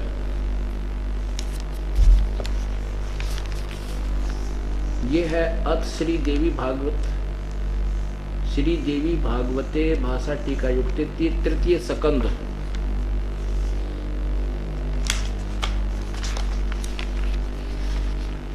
अब देखो ये क्या कहता है, ये ब्रह्म शिव बोल रहा है, हे माता यदि हमारे ऊपर आप सदा दया युक्त हो तो हमको यानी मुझे तमोगुण किस प्रकार प्रदान किया, और ब्रह्मा रजोगुण और हरि सतोगुण। ओए होए, ये संस्कार देखो नीचे, यदि दया धर्मना, ये देखो यदि दया धर्मना न सदा अंबिके कथम अहम विहित च तमोगुण कमल जय, कमल से उत्पन्न होने वाले ब्रह्मा को रजोगुण संभव और सुविहित किमो सतोगुण हरि, कि यदि आप में हमारे ऊपर दयालु हो, तुम कहते हो मैं तुम्हारी बहुत केयर टेक करती हूँ, बहुत प्यारे लगते हो, तो तुमने हमें क्यों तो रजोगुण बना दिया, मेरे को ऐसे दुष्कर्म में लगा रखा, मैं दुनिया न मारूं, और किस लिए ब्रह्मा जी को आपने रजोगुण बना दिया, और किस प्रकार विष्णु को सतोगुण क्यों बनाया। पुण्यात्माओं, ये ऐसा निर्मल ज्ञान है कि ये हमारे सदग्रंथों में विद्यमान था। और इसी प्रकार कहते हैं वेद पढ़ने पर भेद न जान, ये बात है पुराण 18।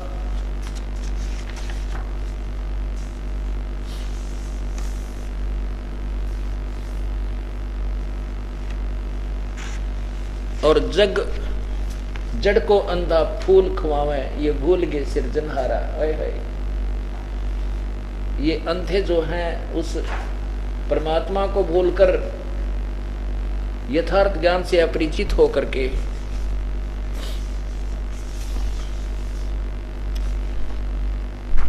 ये सदग्रंथों को भी नहीं समझ सके। अब आपको कबीर परमात्मा द्वारा यही सत्य कथा बहुत पूर्व बहुत पहले बताई गई थी, वो सुनाते हैं। अपनी प्यारी आत्मा धर्मदास जी को कबीर परमेश्वर ने बताया,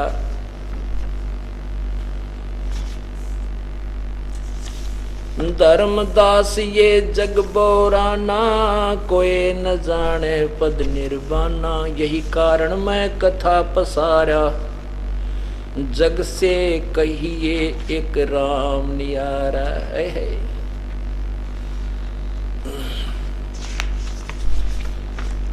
परमात्मा कहते हैं कि धर्मदास मैंने इसी कारण से तुझे ये सत्य कथा सृष्टि रचना सुनाई है। वो पूर्ण परमात्मा इन सब से भिन्न है, इन भगवानों से अलग है, जिसके विषय में मैं तुम्हें बता रहा हूँ। धर्मदास ये जग बोराना, कोई न जाने पद निर्वाणा, यही कारण मैं कथा पसारा, जग से कहिए एक राम नियारा।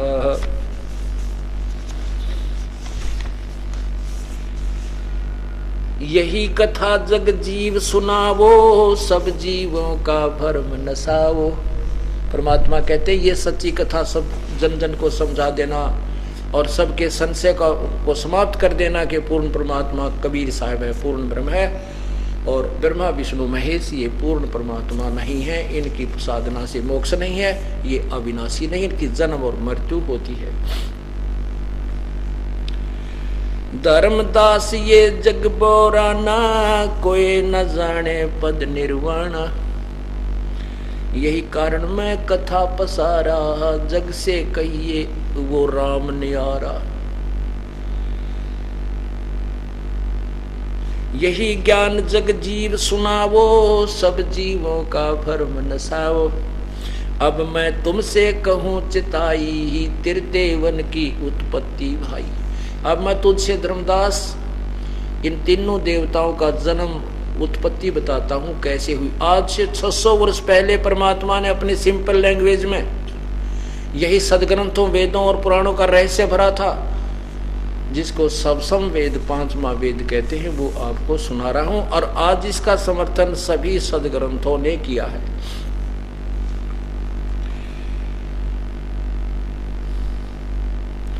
अब मैं तुमसे कहूं चिताई, त्रिदेवन की उत्पत्ति भाई। कुछ संक्षेप कहूं गहराई, सब संशय तुमरे मिट जाई। भरम गए जग वेद पुराना, आदि राम का भेद न जाना। होय होय राम राम सब जगत बखाने है, आदि राम कोई बिरला जाने। आदि राम जो सबसे पहले का भगवान है, जिसने सब ब्रह्मांडों की रचना की है, उसको तो कोई बिरला ही जानता है। अब जो कथा मैंने तुम्हें सुनाई है धर्मदास जी, इसके विषय में भगवान बता रहे हैं कि जो बुद्धिमान लोग होंगे तो इस चीज को सत्य मानेंगे, इस कथा को आंखों देखकर प्रमाणों को सत्य मानेंगे, और मूर्ख है जो रूढ़िवादी हैं वो नहीं मानेंगे। वो तो उनकी समझ से बाहर की बात है, उनमें बुद्धि नाम की चीज नहीं है। इतने प्रमाण देखकर भी सत्य को स्वीकार नहीं करते। ज्ञानी सुने सो हृदय लगाई, मूर्ख सुने तो गम ना पाई। ओए होए बुद्धिमान लोग, ज्ञानी बुद्धिमान लोग सुनेंगे तो इसको तुरंत स्वीकार करेंगे, हृदय से लगाएंगे। सच्चे ओ हो, ये कहाँ छुपा था ये ज्ञान, ओ तेरे की ओ हो, जैसे बड़ा अफसोस करेंगे। और मूर्ख सुने तो गम नहीं पाई।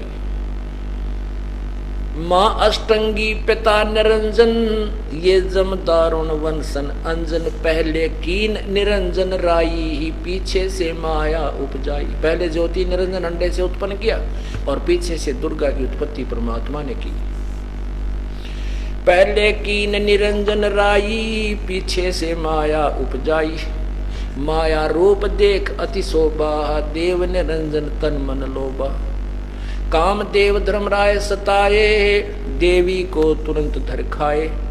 पेट से देवी करी पुकारा, हे साहब मेरा करो उबारा।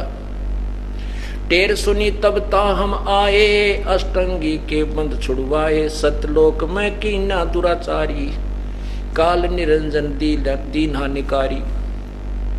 माया सेत दिया भगाई, 16 शंख कोस दूरी पर आई। अष्टंगी और काल अब दोई, मंद कर्म से गए बिगोई। ये काल ज्योति निरंजन और दुर्गा अष्टंगी, ये मंद कर्म से डूब गए, अपने आप गिर गए। क्योंकि हमने, दुर्गा ने सबसे पहले स्वीकृति दी काल के साथ आने की, वो इस कारण से गिर गई अपने सतरते, और हम उसी के साथ गिर गए। और ज्योति निरंजन ने वहां जुल्म करना चाहा, इसलिए वो अपने क्रिया, अपनी सतर उसका ऐसे गिर गया। कहते हैं अष्टंगी और काल अब दोई, उस मंद कर्म से गए बिगोई। धर्मराय को हिकमत की ना, नख रेखा से भग कर लेना। धर्मराय की ने भोग विलासा, माया को रही तब आशा। 3 पुत्र अष्टंगी जाए, ब्रह्मा विष्णु शिव नाम धराए। ओए होए 600 साल पहले परमात्मा ने आवाज लगाई थी, ये ज्ञान दिया था कि ब्रह्मा विष्णु महेश के माता पिता दुर्गा और ये काल है, ज्योति निरंजन है। लेकिन ये हमारे गुरु लोग जो ब्राह्मण थे, महर्षि कौवा में थे, ये नकली संत गुरु महर्षि, इन्होंने परमात्मा की वाणी को समझने नहीं दिया और अपनी दंत कथा, लोक वेदों और गीता और पुराणों के विरुद्ध जो कथाएं थी उन पर पूरे मानव समाज को आधारित रखा।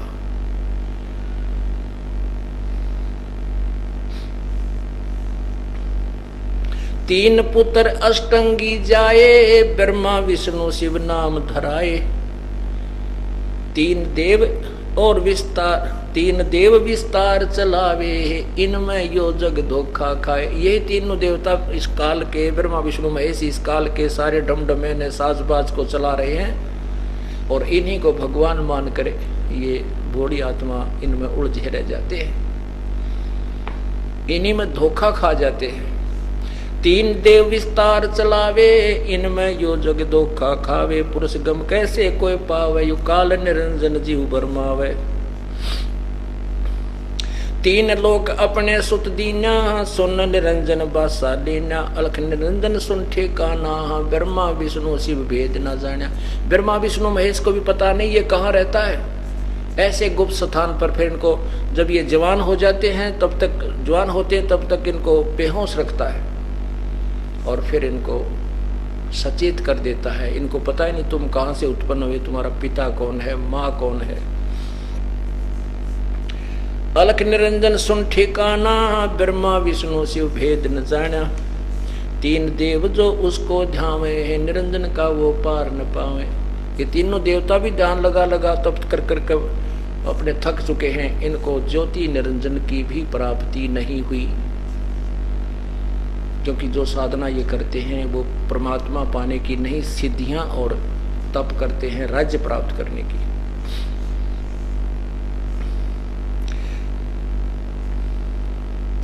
अलख निरंजन बड़ा पटपारा, तीन लोक के जीव कीन आहारा। ब्रह्मा विष्णु शिव नहीं बचाए, सकल खाए पुन धूल उड़ाए। तिनके सुत है तीनों देवा, ये अंधर जीव करते हैं सेवा। ओए होए, ये ब्रह्मा विष्णु महेश को भी मारता है, इनको भी खत्म करता है, नए ब्रह्मा विष्णु महेश उत्पन्न करता है, इनको भी खाता है। कहते हैं अलख निरंजन बड़ा पटपारा, तीन लोक जीव करे आहारा। ब्रह्मा विष्णु शिव नहीं बचाए, इनको भी खावे और धूल उड़ाए। इस काल के ये तीन पुत्र हैं, इस तीन के सुत हैं तीनों देवा, ये अंधर जीव करते हैं सेवा। ये अंधे ज्ञानहीन व्यक्ति प्राणी इन ब्रह्मा विष्णु महेश की ही पूजा करते हैं। अकाल पुरुष काहू नहीं चिन्ना, काल गह पाए सभी गैलीना। उस अकाल पुरुष को किसी ने नहीं प्राप्त किया, इस काल को सभी ने भगवान स्वीकार करके इसकी पूजाएं शुरू कर दी। ब्रह्म काल सकल जग जाने, आदि ब्रह्म को ना पहचाने। तीन देव और अवतारा, इनको बजे सकल संसारा। तीन गुणों का ये विस्तारा, धर्मदास में कहूँ पुकारा।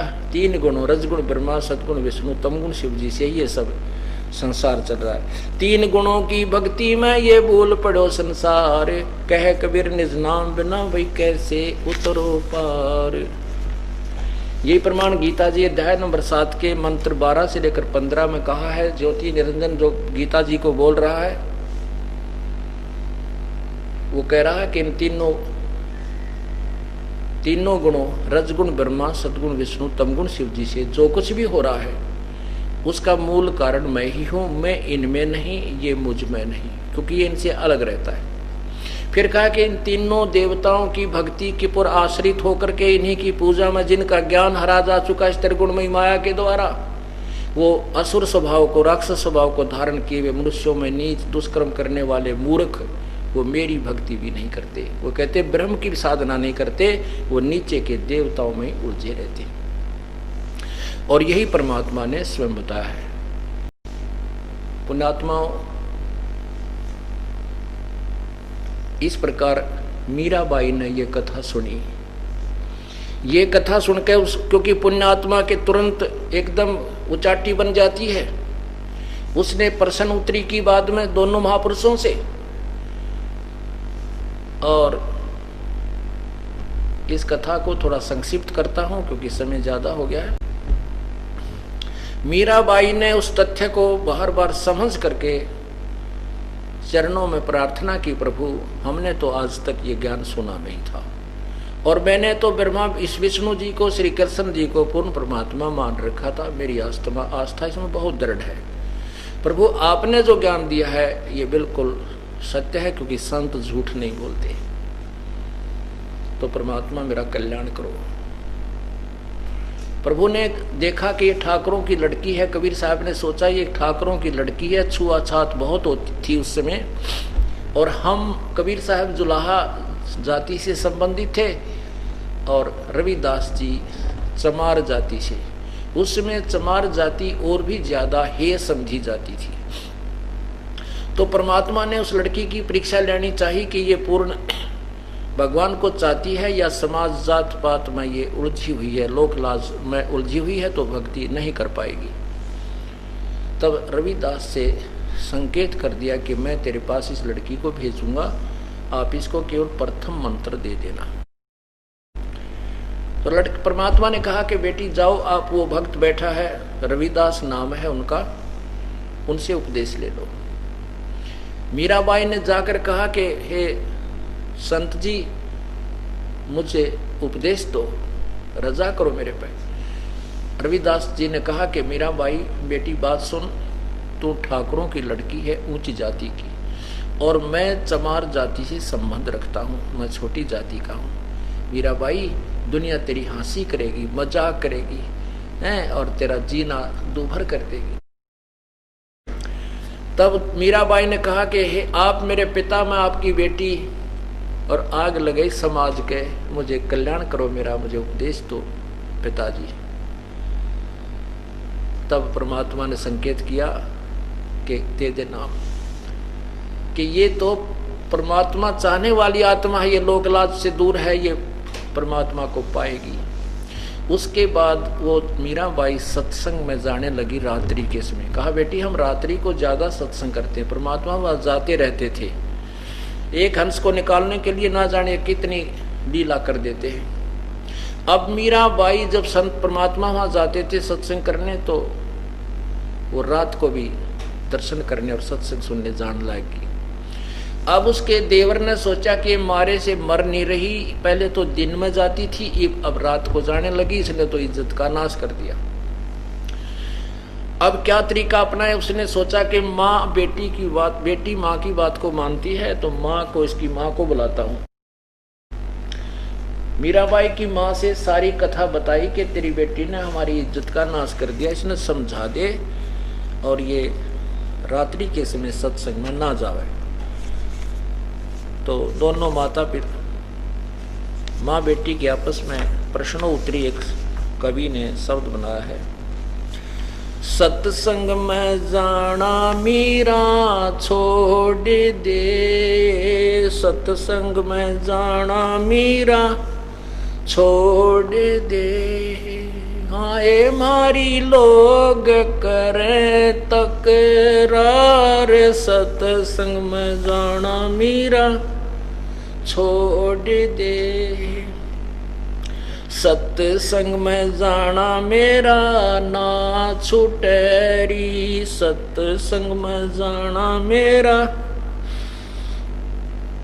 आरी चाहे जड़ कमरो संसार, सत्संग में जाना मेरा ना छूटेरी, हारी चाहे जड़ कमरो संग में जाना मेरा ना छूटे, थारे सत्संग के राह में हे, थारे सत्संग के राह में हे, हाँ हे वहाँ पर रहते हैं काले नाग, कोई कोई नाग तुझे डस लेवे, हाँ हे वहाँ पर रहते हैं काले नाग, कोई कोई नाग तन डस लेवे, जब गुरु मारे मेरे करी, जब गुरु मारे मेरे करी, हरी वो तो सरप गंडे वे बने जावे, सत्संग में जाना मेरा हारी वे तो सरप गंडे वे बन जाव सत्संग में जाना मेरा ना छूटरी। थारे सत्संग के राह में ही, थारे सत्संग के राह में ही आए वहाँ पर रहते हैं बब्बर शेर, कोई कोई शेर तन खा ले वही। आए वहाँ पर रहते हैं बब्बर शेर, कोई कोई शेर तन खा ले वही। जब गुरुओं की मेरे फेरी, जब गुरुओं की हारी वे तो शेरों के गिदड़ बन जाव सत्संग में जाना मेरा ना छूटे। हारी वे तो शेरों के गिदड़ बन जाव सत्संग में जाना मेरा। थारे सत्संग के बीच में है, थारे सत्संग के बीच में है। हाँ हे वहाँ पर रहते हैं साधु संत, कोई कोई संत तन ले रमे। हाँ हे वहाँ पर रहते हैं साधु कोई संत तन ले रमे। तेरे री मन में माता पाप है री, तेरे री मन में माता हरी। संत मेरे माँ बाप हैं री, संत मेरे माँ। हारी वो तो कर देंगे बेड़ा पार, सत्संग में जाना मेरा। हारी वे तो कर देंगे बेड़ा पार, सत्संग में जाना मेरा ना छूटरी। वो तो जाति चमार है, वो तो जात चमार है, इसमें हमारी आर है, इसमें हमारी आर है।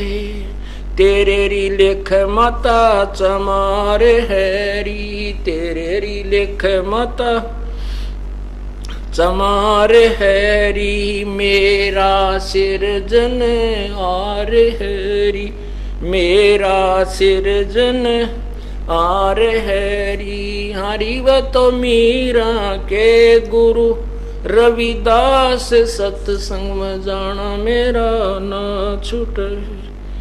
हरि वे तो मीरा के गुरु रविदास, सत्संग में जाना मेरा ना छूटे री। सत्साहिब